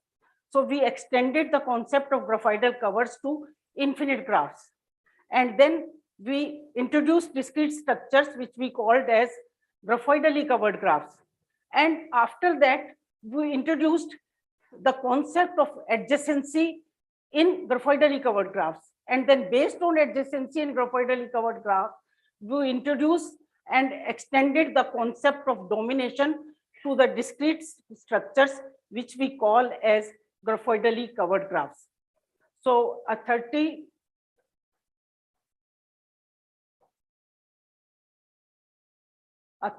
research paper based on domination in graphoidally covered graphs was published in 1999 in Discrete Mathematics. That was the first paper on domination in graphoidally covered graphs. And it is a very intense and exhaustive paper, and it offers number of ideas. Number of theses can be written on the ideas, based on the ideas given in this research paper. Now I start with graphoidal cover of a graph. What is graphoidal cover? Actually, so let me start with the definition. A graphoidal cover of a non-trivial graph G, which is not necessarily finite, is a collection psi of non-trivial paths, not necessarily open, not necessarily finite, such that no two paths in psi have a common internal vertex. Every edge of G is in exactly one path in psi. Please notice this thing, that the graphs have to be non-trivial. Otherwise, this is a vacuous statement, because we are talking of paths. Secondly, the graphs can be finite and infinite, both. Thirdly, the paths which we are considering, they are not necessarily open, means they can be open as well as closed. And not necessarily finite means I am allowing one-way infinite paths as well as two-way infinite paths. So it's a collection of these paths with the condition that no two paths have a common internal vertex.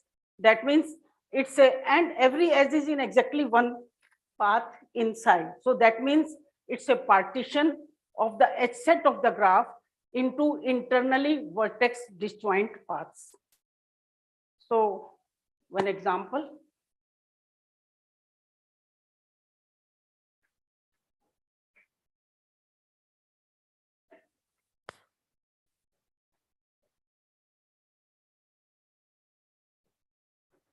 So firstly, given any non-trivial graph G, if I take the edge set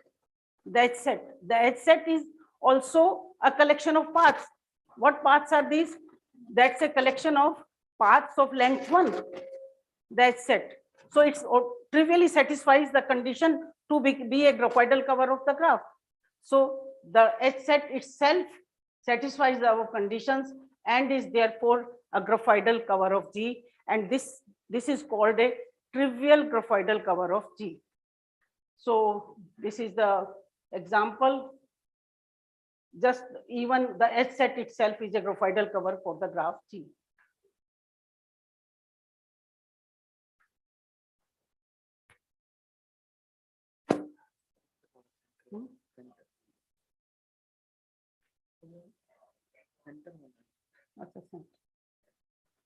So the previous one was an example of a trivial graphoidal cover. So this is a non-trivial graphoidal cover. So you can see the graph, and I'm partitioning the H set into 4 paths.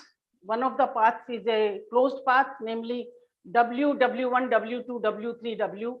Second one is an open path of length 2, the path P1, W, U1, U2.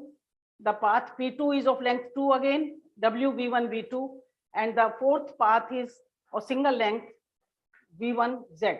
So this set size equal to P1, P2, P3, P4 is a graphoidal cover of G. So 3 paths are finite open paths, and the fourth one is a closed path with W as its initial as well as end vertex.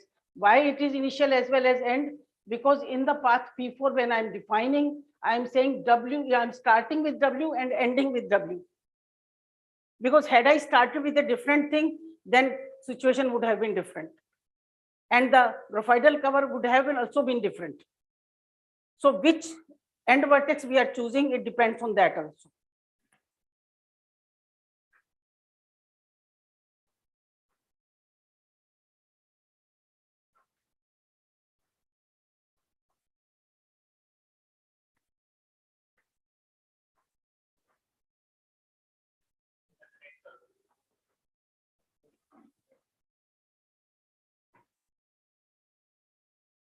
Further, it can be easily seen. So I gave one example was the trivial graphoidal cover, then a non-trivial graphoidal cover, both of finite graphs. But it can be seen if I take any 2 connected graph or a 2S connected graph and consider any ER decomposition of a 2 connected graph, it satisfies the condition to be a graphoidal cover of G. So any ER decomposition of a finite 2 connected graph or 2H connected graph is an example of a graphoidal cover of the graph. So look at an example. Defective.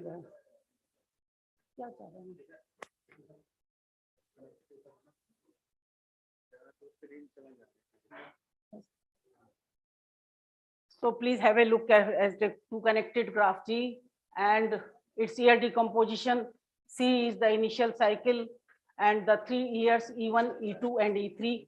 So we find out that C, E1, E2, E3 is an ER decomposition and satisfies the condition of a graphoidal cover of the graph. And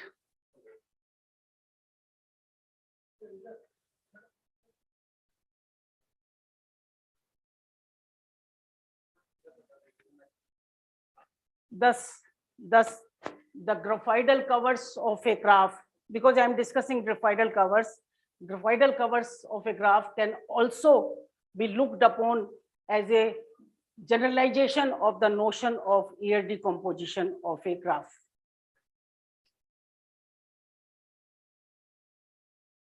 So another example of graphoidal cover of a graph.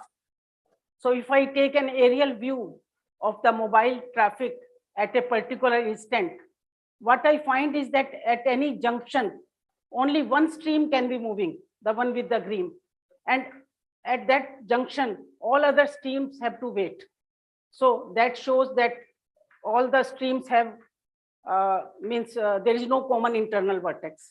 So the mobile traffic is another example of graphoidal cover of a graph. So given a graph G and a graphoidal cover psi of G, the ordered pair G psi is called a graphoidally covered graph with G as the base graph. So given a graph G, I can have number of graphidal covers. So the pair, ordered pair G psi is called a graphidally covered graph. And we call the paths P in the graphidal cover psi of G as the edges of the graphidally covered graph, or psi edges of the graph G. So this is a new definition. We are defining a graphidally covered graph, and the edges, the paths in the graphidal cover, we call as the edges of the graphidal cover graph G psi.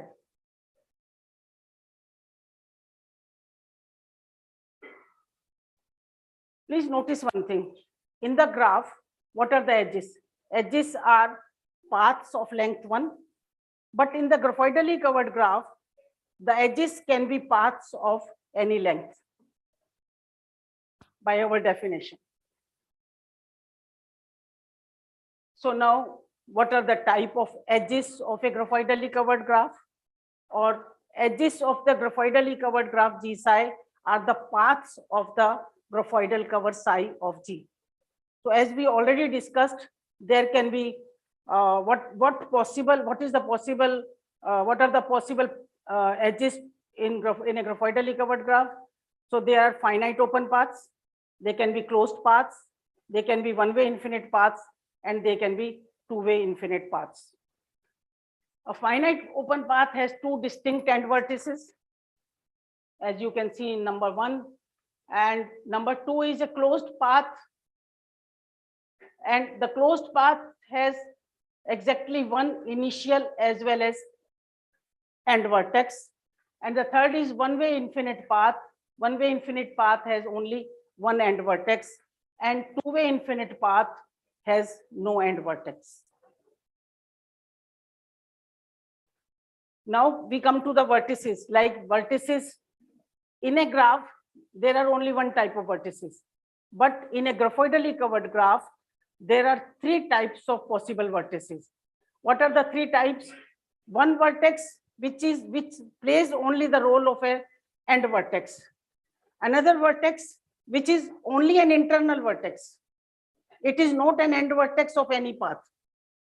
And the third possibility is playing both the roles. It's an end vertex as well as an internal vertex. Since it can be an internal vertex of at the most one path, so it's an internal vertex of exactly one path, and end vertex of, it can be end vertex of any number of paths. So the black vertex in the diagram we show,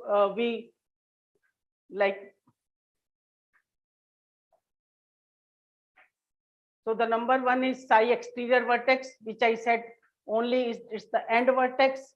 So in this case, which we are seeing in the first picture, psi exterior vertex. W is a psi exterior vertex. There are 2 paths, WXU, WYV. The psi interior vertex is a white vertex, which we call, and it is represented in the diagram as a small unfilled circle. And the black vertex psi exterior is represented in the diagram as a filled black vertex.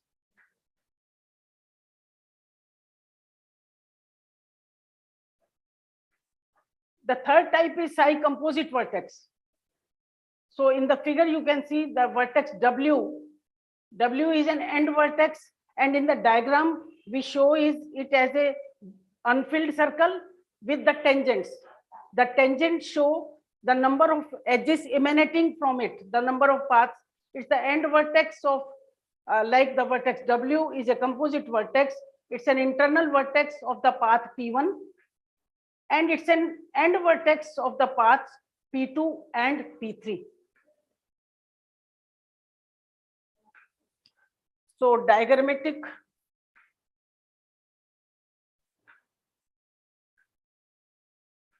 Is this a talk or what is happening?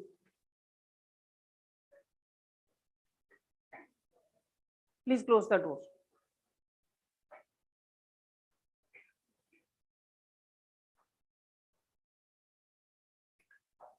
So please look at the graph K4, and in this two diagrammatic representation of two graphoidal covers of K4. First is Psi1. So look at this A, C, D, B, one path. Second path is D, A, B, C, two paths. Psi1 has two paths, and you will see that it satisfies both the conditions. They don't have a common internal vertex. And another is Psi2, which consists of one closed path, namely D, A, C, D, and D, A, and C, B, A. C, B, A.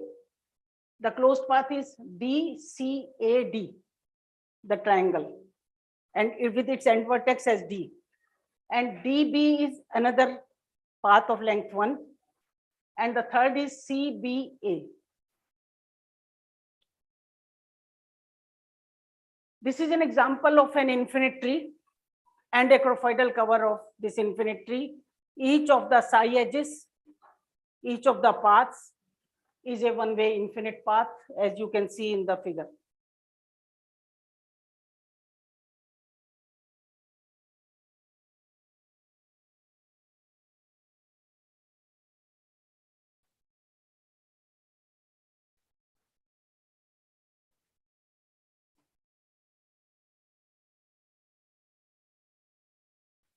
This is another infinite graph G and a graphoidal cover psi of G having all types of psi edges. Please look at this graph and the graphoidal cover. So the path P1 is a two-way infinite path. It has no end vertex. The path P3 is a one-way infinite path with W as only exactly one end vertex. Path P2 is a finite open path of length 2. And path P4 is a closed path with W as its coincident end vertex.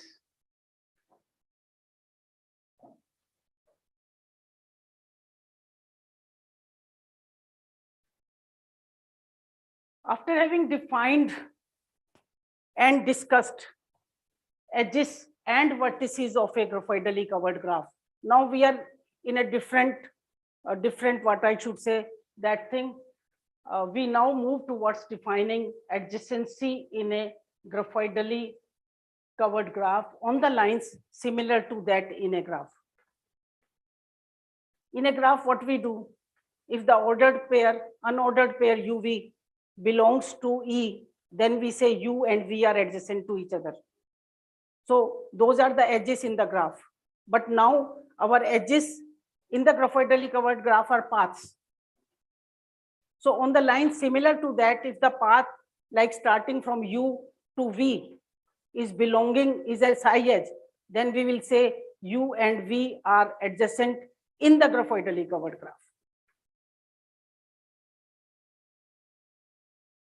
Two vertices U and V in a graph in G are said to be psi adjacent if there exists a path P in psi with U and V as its end vertices. We either say if there is a path in psi with U and V as end vertices, then we say U and V are psi adjacent to each other. Or we can say that U and V are adjacent in the graphoidally covered graph G psi. And in this case, we say that U is psi adjacent to V and write it as U psi V. And if the path is a closed path, if U is equal to V, that it's a cycle, then we say U is adjacent to psi adjacent to itself. So this notation is not there in the graphs. So this is an example.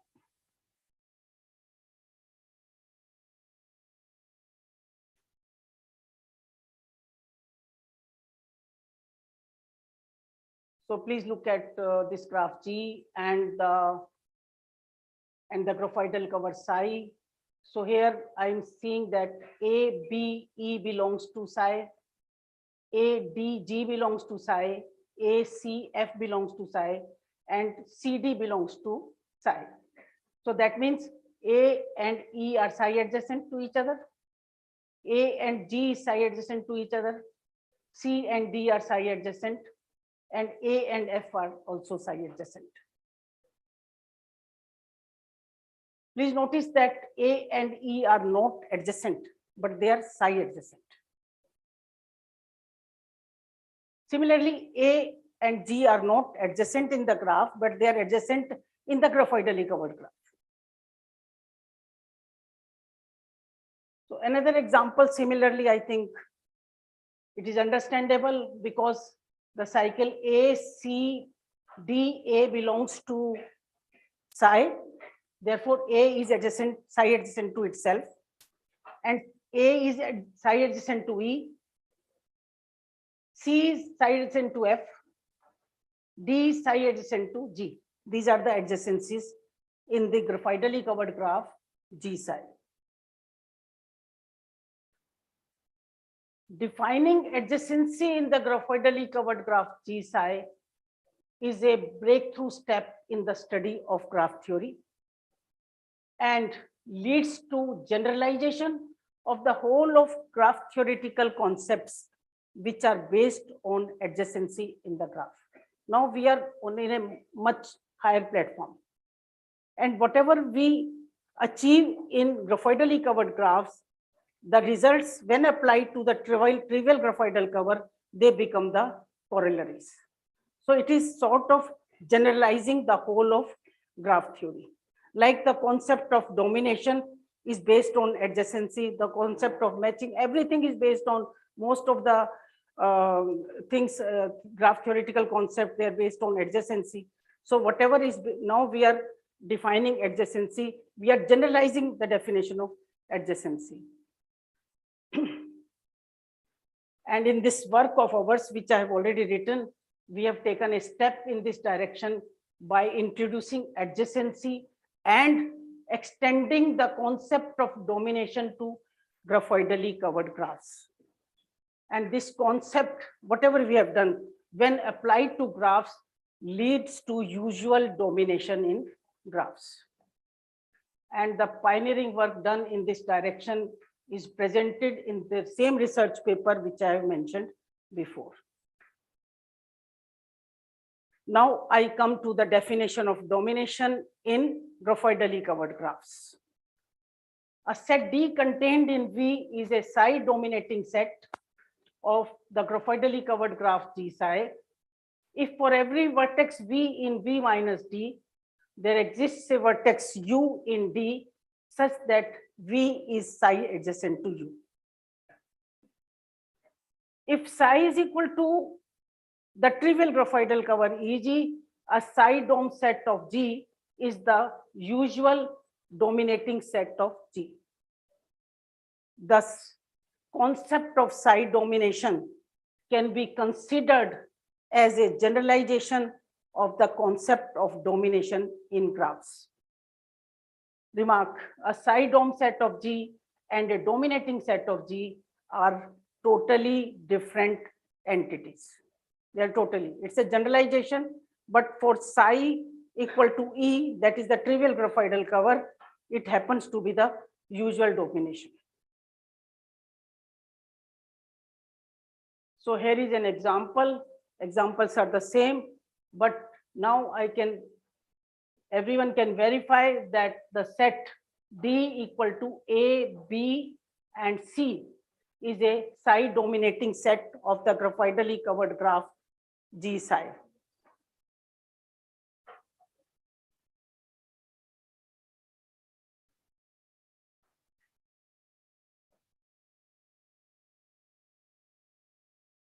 E is psi adjacent to A, F is psi adjacent to A, G is psi adjacent to A, and D is psi adjacent to C. Therefore, ABC is a psi dominating set of G psi. Please notice that D is a psi dominating set of G, but D is not a dominating set of G.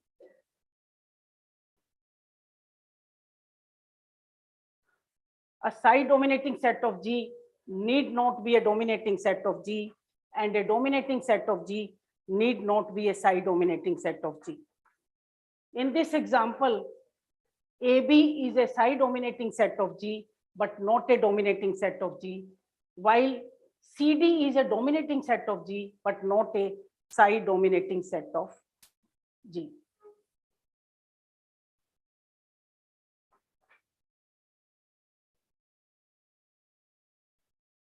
Finiteness of psi dominant. So if G is a finite graph, then for any graphidal cover psi of G, G psi will have a finite psi dom set. But if G is an infinite graph, given a graphidal cover psi of G, it may have a finite psi dominating set, it may not have.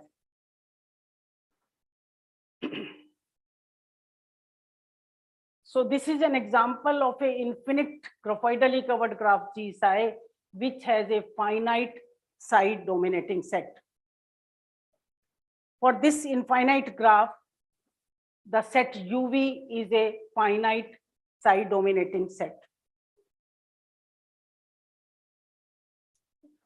Is it understandable to the people at the back?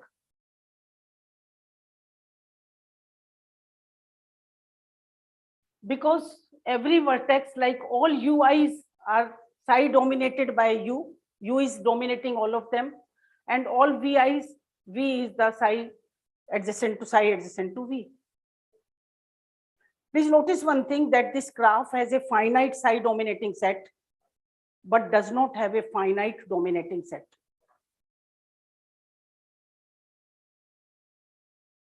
There is another example of a infinite graph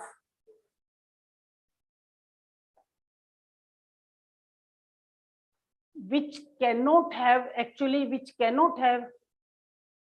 finite psi dominating set for any graphidal cover psi. Whichever graphidal cover psi you may take, it cannot have a finite psi dominating set. Thus, for infinite graphs and a graphidal cover psi of G, G psi may or may not have a finite psi dominating set. But in case, if we consider the graph, if the graphidally covered graph G psi admits a finite psi dominating set, then we define a parameter on the lines similar to that in the domination. Those who are familiar with domination, what is gamma G? Gamma G minimum of mod D, D is a dominating set of G. So here I am saying gamma psi G is equal to mod D, D is a finite psi dominating set of G. And this is called the psi domination number of G psi or of G. So as I already explained, if psi is the trivial graphidal cover, gamma psi G is nothing but the domination number of G. So on the lines similar to that of independence, a set of vertices in the graph is said to be independent if no two vertices are adjacent to each other. Similarly, on the similar lines, a subset ds of vertices in G psi is said to be psi independent if no two vertices in S are psi adjacent.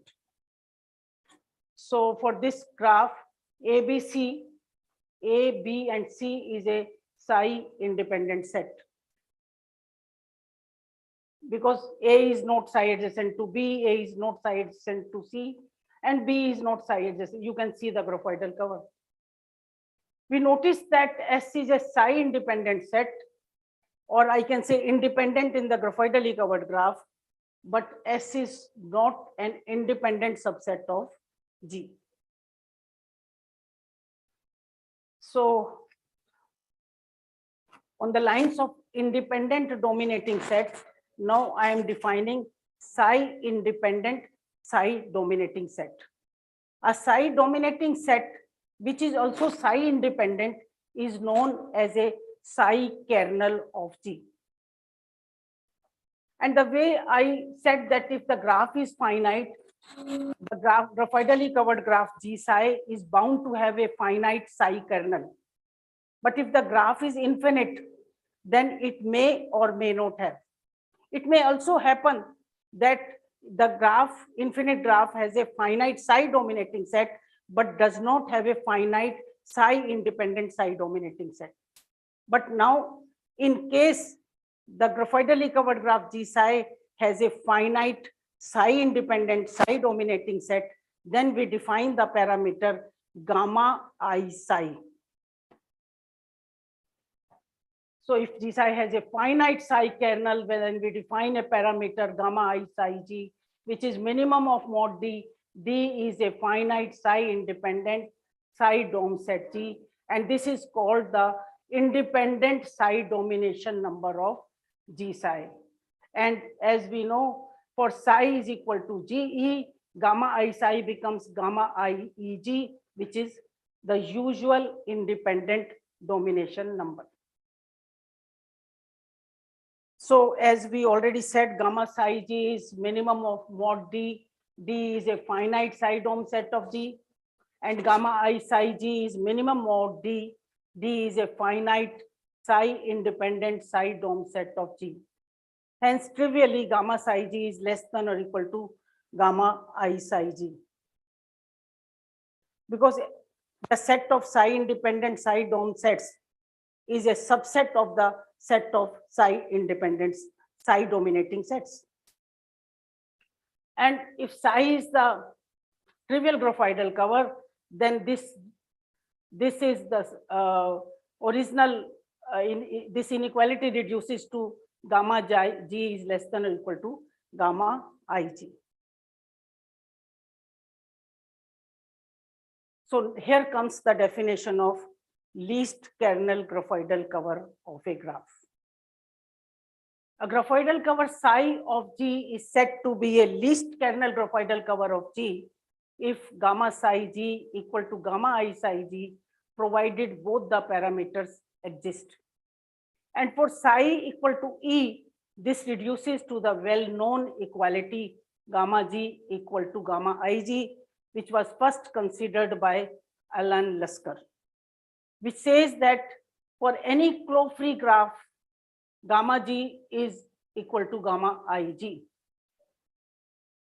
meaning thereby the trivial graphidal cover is a least kernel graphidal cover of any claw-free graph. Now we look at, so please have a look at the definition. A graphidal cover is a least kernel graphidal cover if the psi domination number equals independent psi domination number of G. So if I look at this example, this is an example of a non-separable graph, and the graphidal cover shown in the diagram is such that the set XCDA is a gamma psi G set as well as gamma I psi G set. That means gamma psi G is equal to gamma I psi G for this choice psi of graphidal cover of the graph G. That means psi shown in the diagram is a least kernel graphidal cover of G. That means this graph possesses a least kernel graphidal cover. Because I'm talking of this because this was the conjecture by Dr. B.D. Acharya, which said every graph possesses a least kernel graphidal cover. This was his conjecture. So now, after having defined least kernel graphidal cover, we started looking at examples. So first we looked at a two connected graph and we found that it has a least kernel graphidal cover, it possesses. Then we looked at an infinite graph and we found that this also possesses a least kernel graphidal cover. You people can verify that for this graph and for the graphidal cover which is shown in the diagram, gamma psi G equal to gamma I psi G equal to 2. Meaning thereby, now let me come to the problem and the conjecture. The two examples which I considered do possess a least kernel graphidal cover. So that means they are supporting Dr. B.D. Acharya's conjecture. But the question is, does every graph possess an LKG cover or a least kernel graphidal cover? Because these are just two examples. How can I say that every graph possesses? So in an attempt to find that, we started looking at the trees. And we found out that we could prove actually that every finite tree admits a least kernel graphidal cover. And actually, any spider decomposition of a tree provides us with a least kernel graphidal cover. This is a spider decomposition, and those interested can find out that for this graphidal cover, this tree with this graphidal cover, psi gamma psi g equal to gamma I psi g. And actually we have proved that every tree possesses a, then we come to cactus. And we could prove that every finite cactus possesses a least kernel graphidal cover. This has been proved and published. And this is an example. Those who want to verify, they can see that. Then this is another example of a cactus only, a 2s connect, this cactus which is 2s connected, and it can be proved that whichever graphidal cover shown that it is. We also proved that every finite graph G whose maximum degree is less than or equal to 3 possesses a least kernel graphidal cover. This has been proved. So that means we considered trees, we considered cactus, and then we considered graphs whose maximum degree is less than or equal to 3. And we could prove actually that they do possess a least kernel graphidal cover. So, and thus whatever we did, they do support the conjecture by Dr. B.D. Acharya. What was the conjecture? Every graph possesses a least kernel graphidal cover. But the problem was still open. The problem was still open because just proving trees, cactus, and some special classes of graphs, we cannot say that every graph possesses a least kernel graphidal cover. The problem remained open for a very long time. And the problem was, does every graph possess a least kernel graphidal cover? We were struggling. Neither we could find a counterexample, nor we could prove. And after some time, Dr. Rajesh Singh joined me, and I gave him this problem. He also kept on struggling for some time. One fine day he phoned me, "Ma'am, I found something, I found something." I said, "What did you find?" He said, "I found a counterexample. Counterexample to prove that not every graph possesses a least kernel graphidal. And the interesting example was, this was the example. And actually, this was a turning point. The moment you get a counterexample which proved that every graph does not possess a least kernel graphidal. And this graph we call as K44 plus. And the moment we find a counterexample, then several questions are raised. Several questions. So far we were struggling to prove that every graph possesses, but now we know that there is an example, there is a graph which does not possess. So there are so many more. So this raises several questions. So one can raise number of questions, and thus the conjecture is not true in general. So, and a graph may or may not possess a least kernel graphidal cover. And in case, since I know not every graph possesses a least kernel graphidal cover, a graph which possesses a least kernel graphidal cover will be called as a least kernel graphidal graph or a least kernel graph or an LKG graph. So this led to this definition of a least kernel graph. So now we have several questions. What are the questions? Do there exist graphs which cannot possess a least kernel graphidal cover? Like this K44 plus, this, no, it cannot possess a least kernel graphidal cover. So do there exist graphs which cannot possess a least kernel graphidal cover?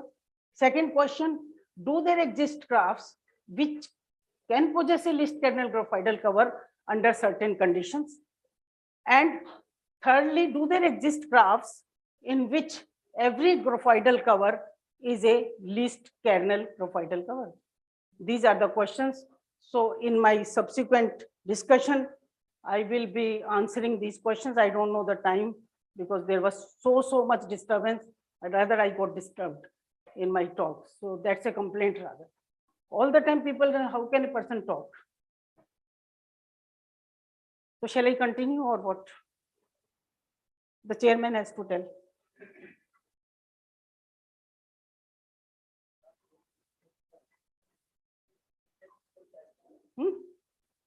Sometime? Okay, thank you. So do there exist graphs?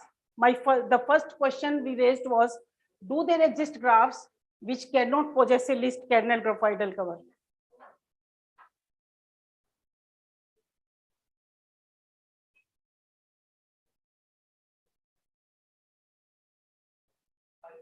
Okay, so I quickly just,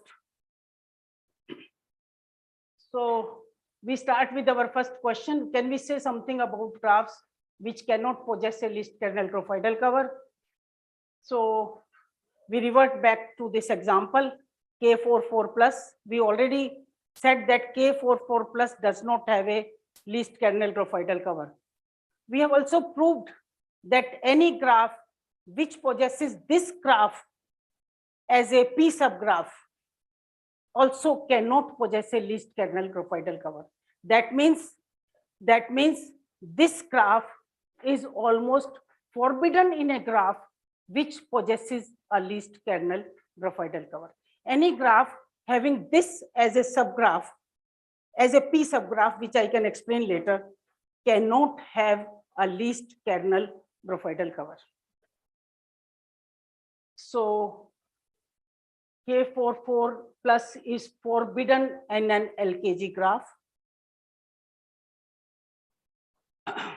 We saw that a necessary condition for a graph to possess a least kernel graphidal cover is that it does not have K44 plus as its subgraph. Now question arises, this is necessary that it should not have, it cannot have, but is it sufficient? Can we say that if a graph does not have K44 plus as a subgraph, then it is an LKG graph? The answer is, the problem is open in general, but for block graphs, the condition is sufficient as well. For block graphs, the condition is sufficient. So the theorem says a block graph possesses an LKG cover if and only if it does not have a subgraph isomorphic to K44 plus, such that pendant vertices in K44 plus are pendant vertices in the graph. And this theorem answers our second question. Our question are, do there exist graphs which possess a least kernel graphidal cover under certain condition? So this answers our second question and also characterizes block graphs which possess a least kernel graphidal cover. This is an example, I will just skip it. Now, the last question, do there exist graphs in which every graphidal cover is an LKG cover? So there are so many of them, paths, cycles, K1n, every spider, complete graph. So in all these graphs, we have proved, or it can be proved, that every graphidal cover is an LKG cover. And conjecture, every graphidal cover in a complete graph is an LKG cover. So I'll make few remarks about K44 plus. Those interested for this graph has 20 vertices and 22 edges.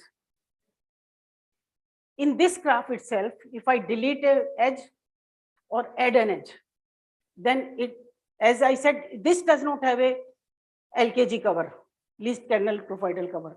But the moment I delete one edge or add one edge, then it will possess a least kernel providal cover. So it is that way, it is an LKG critical graph. And so far, we have not found any graph with 20 vertices. This has 20 vertices, I suppose. 20 vertices with more number of edges or less number of edges, and which is not an LKG graph. So the problem is open if someone further, this is a graph with 20 vertices. We have not found any graph with less than 20 vertices and which does not possess a least kernel providal cover. So I have already discussed the 2 points in these 2 slides. No graph with less than 20 and which is not LKG been found so far. So these are our conjectures. Every block possesses a least kernel providal cover. Every graph, second one I have already discussed. And we have already proved that every graph with maximum degree 3 possesses a least kernel providal cover. But our conjecture is that every graph with maximum degree less than or equal to 6 always must possess a least kernel providal cover. So these are some open problems, characterized graphs in which every profile, I think I can skip that. These are the open problems. Those who want to, they can connect with me later. So these are the references. First 3 are the initial work, first 4 rather. First 2 are Dr. Acharya and my, this domination. Third 3 and 4 are the initial papers, 1987 papers. 5, 6, 7 are with my student Dr. Deepti Jain. And there are 5 more papers on the graphoidal covers with Dr. Rajesh Jain, which are not listed here. So this is an epilogue by Dr. B.D. Acharya. Logic may throw open paths to visualize infinity. Seeing infinity, however, seems possible only through exploring our consciousness. So I dedicate this talk to my supervisor, Dr. B.D. Acharya.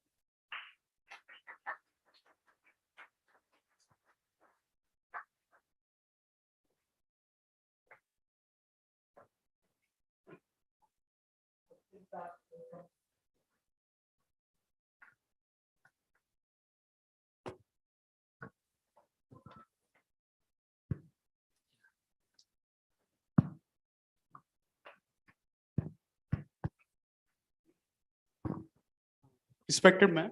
Yes. Ma'am, is there any algorithmic problem or algorithmic work are done in graphoidal graphs? In algorithmic works like so far we have not discussed. We have not. So done. no. Okay. So is the open problem for? Yes. Yes. Those who want to go in that direction. Okay. Thank you. Yeah, algorithms have been written like writing the spider decomposition. Those algorithms are there in our work. Okay. As you are saying. Okay. Thank you.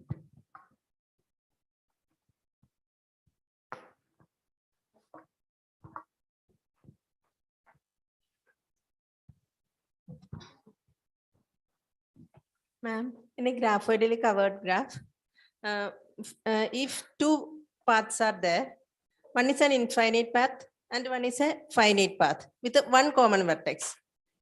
In that case, there is a adjacency or not? No, because for the infinite path, so none of the vertices can be adjacent within that. Can I explain on the board, or you can discuss this later? Okay, thank you, ma'am.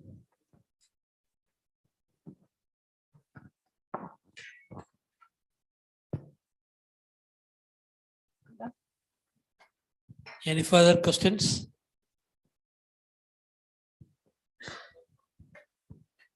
So if there are no further questions, yes. Ratna ma'am, these questions have been put up on the live stream of your lecture.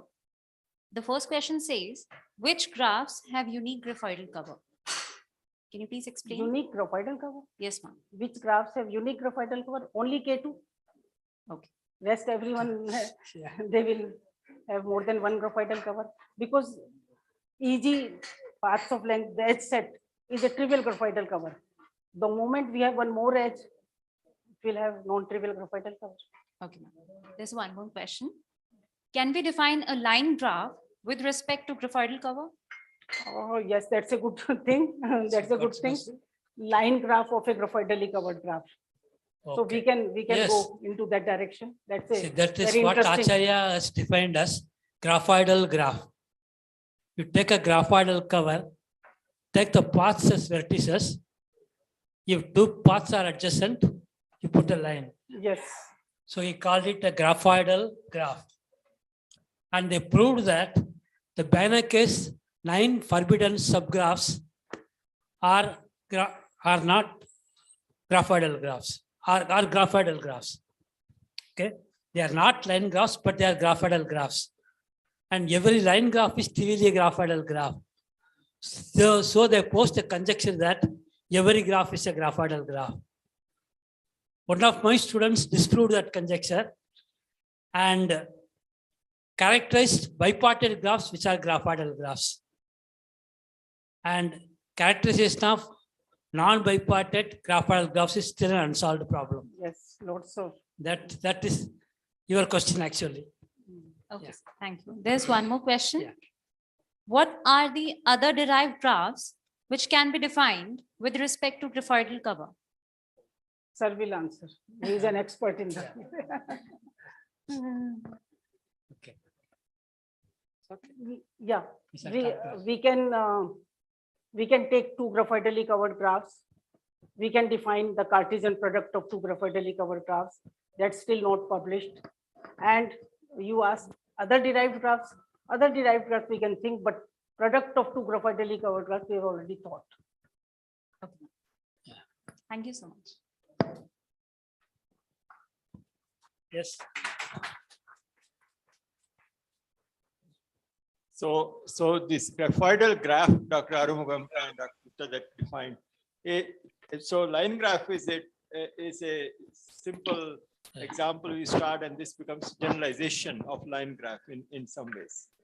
And of course, in line graphs, we have iterated line graphs. Has anyone looked at iteration in such graphoidal graphs? For bipartite graphs, we have an infinite family of forbidden subgraphs. So there's some questions about when you iterate this, you have the graphoidal graph and then look at now a graphoidal cover. We have to look at other cases. Yes. And so there's some interesting questions there. So that's another class of problems. And another generalization would be to look at these graphoidal graphs in the context of digraphs. I think we did some work. So how much work is there for digraphs? I think it has been seen in one of the papers. Yeah, we just made a start.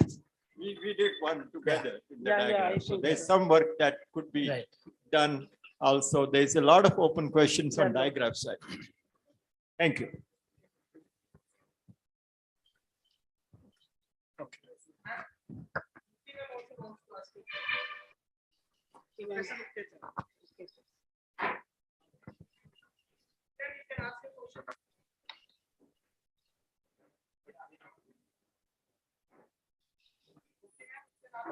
Question.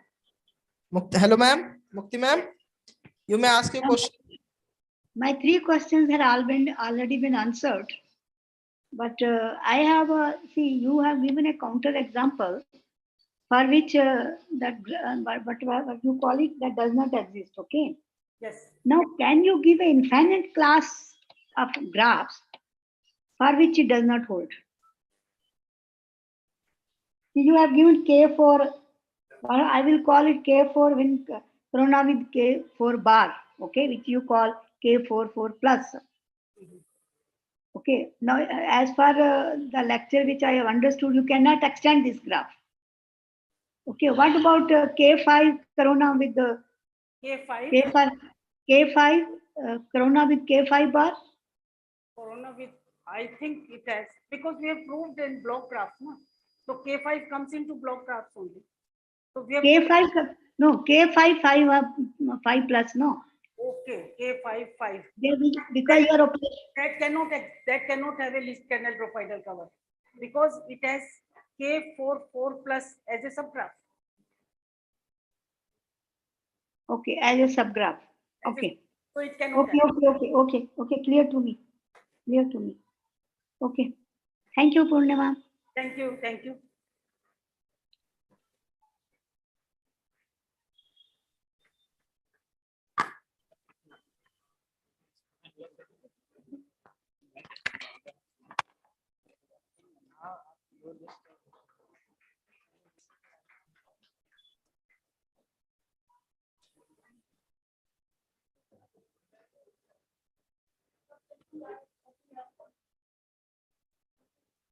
Thank you, sir. Thank you, ma'am.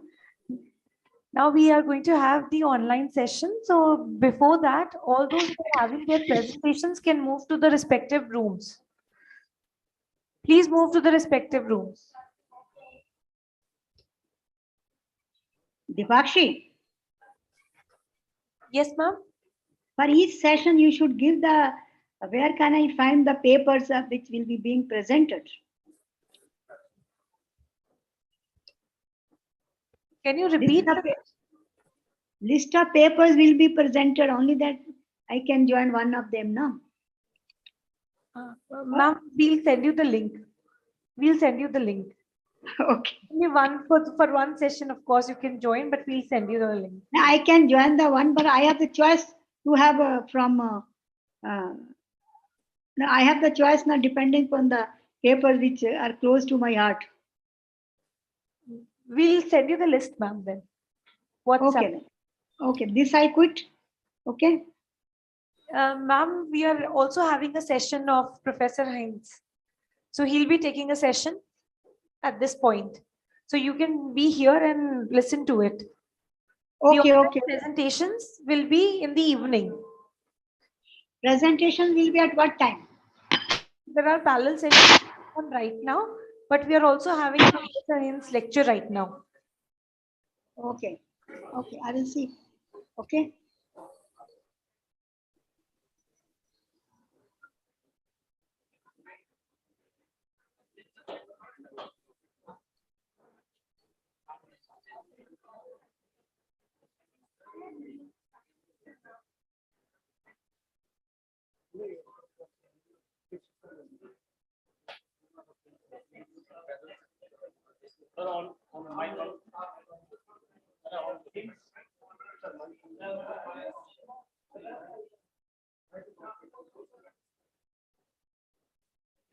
So we have an online lecture by Professor A.M. Gims, a German mathematician who is now a research fellow at King's College London.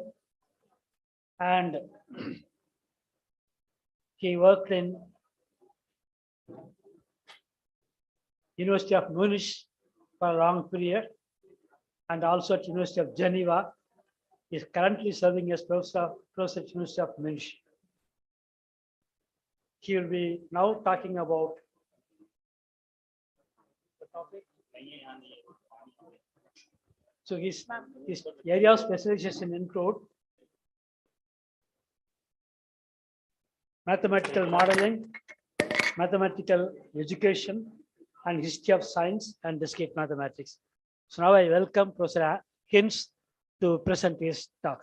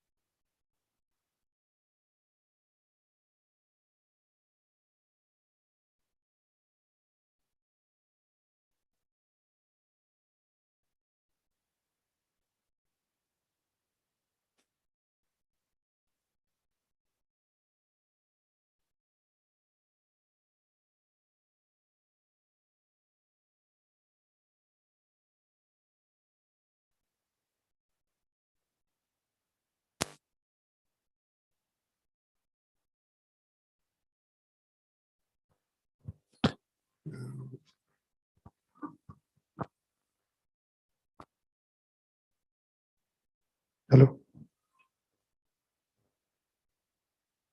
You are not audible, sir.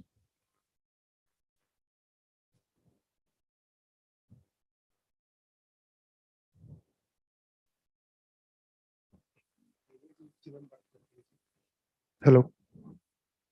You are not audible, sir.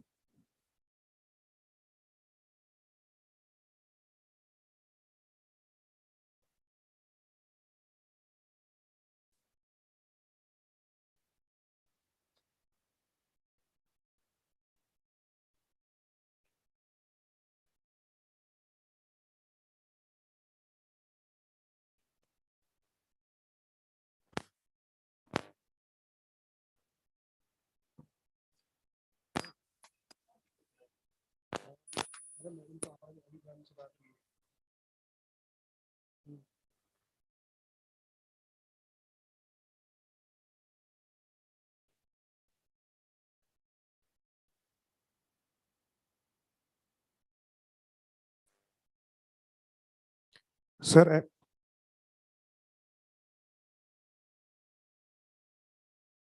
उनकी आवाज ही नहीं आ रही।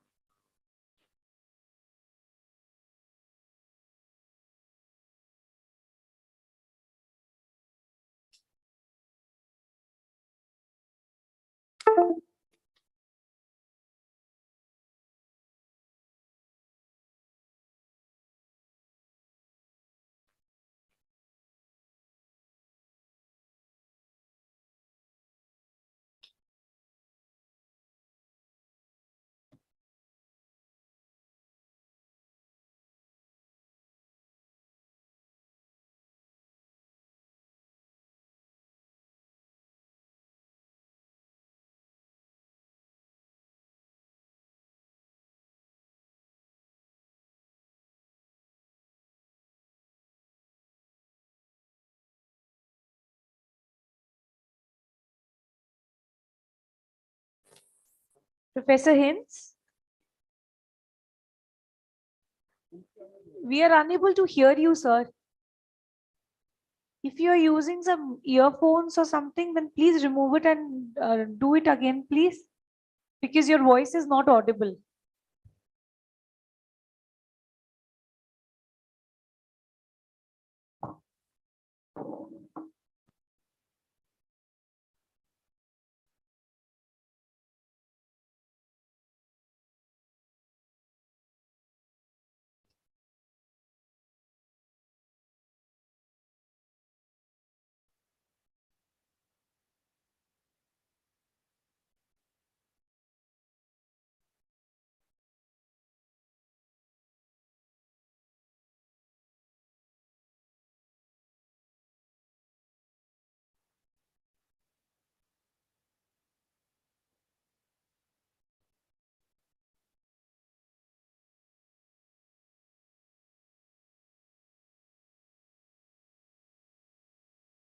Still not audible, sir. You're still not audible.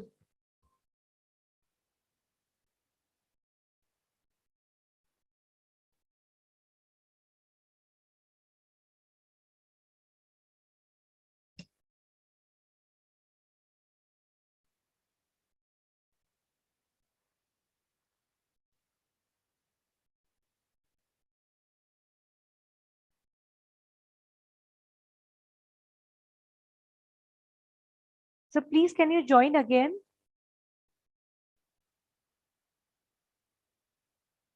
Maybe if you join again, then this problem will go away.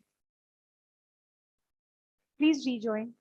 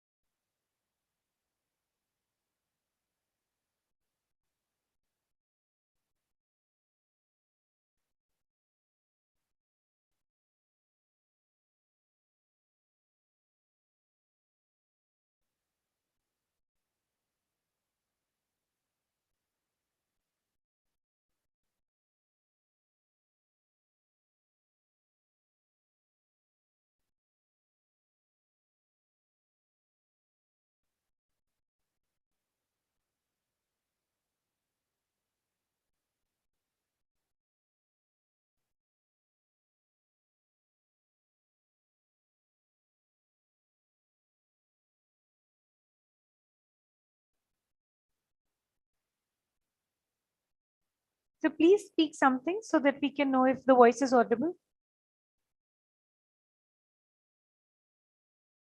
No.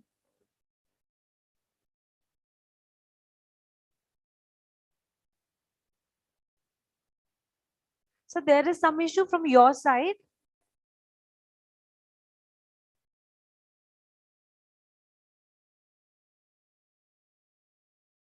Can you use some other device to join in?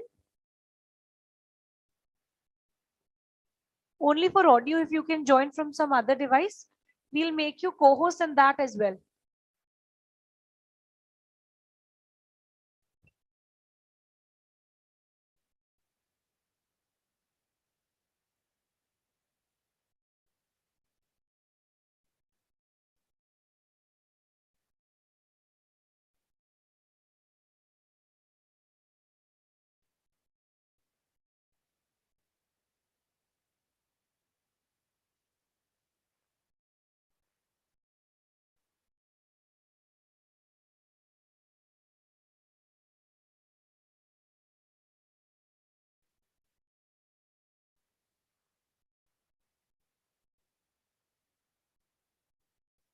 If you've joined from some other device, you can just write it in the chat box and we'll know about it and we'll make you co-host then.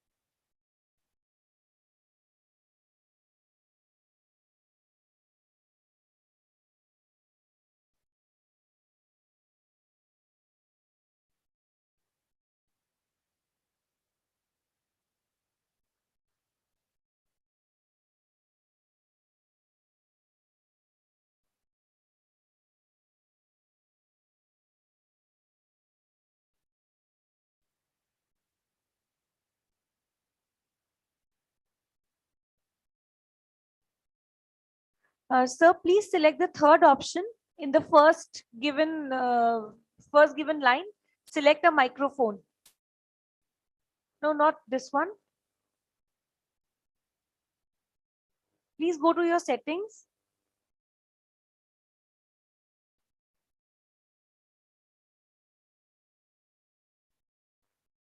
Actually, there is a problem in your mic setting.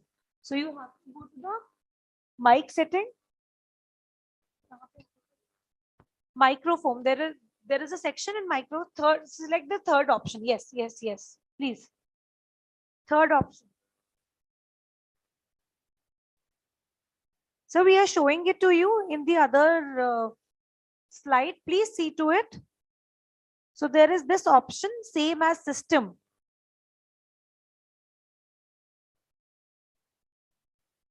Anyone from first or third option will work.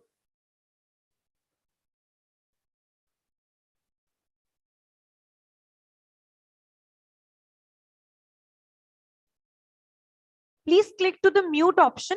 There is a mute option, right? There is an arrow. Please click on that arrow.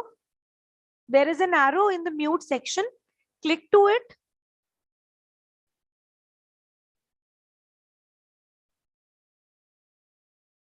And then you can select either the first option or the third option. In microphone column.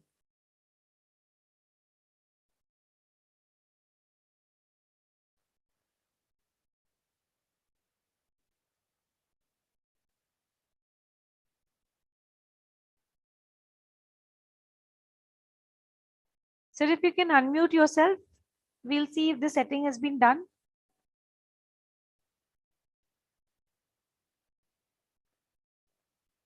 Sir, if you can share your screen, we'll guide you through it.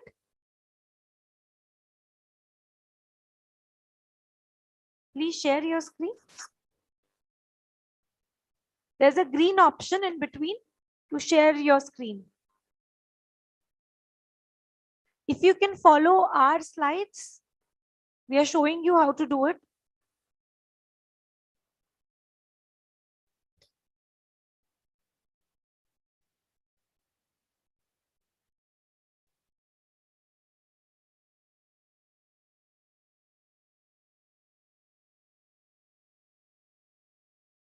Please click through the first option, which is mute. There is an arrow sign over there. You have to click on that. And then there will be a window which has opened. In that window, select the first option and select a microphone option. Either the first option or the third option. You must have selected the second option. We need first or third option.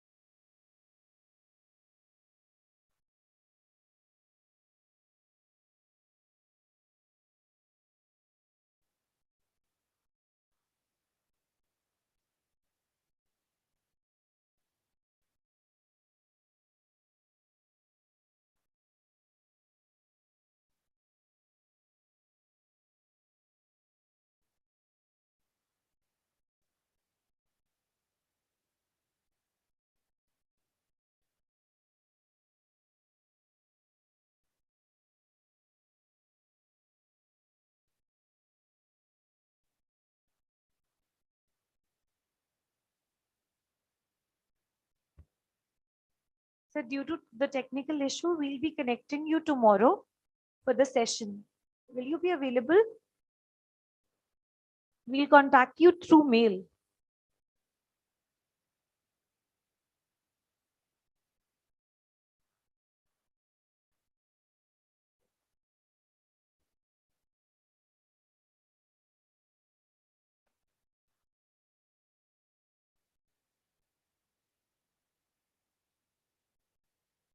Is it audible, sir? Am I audible?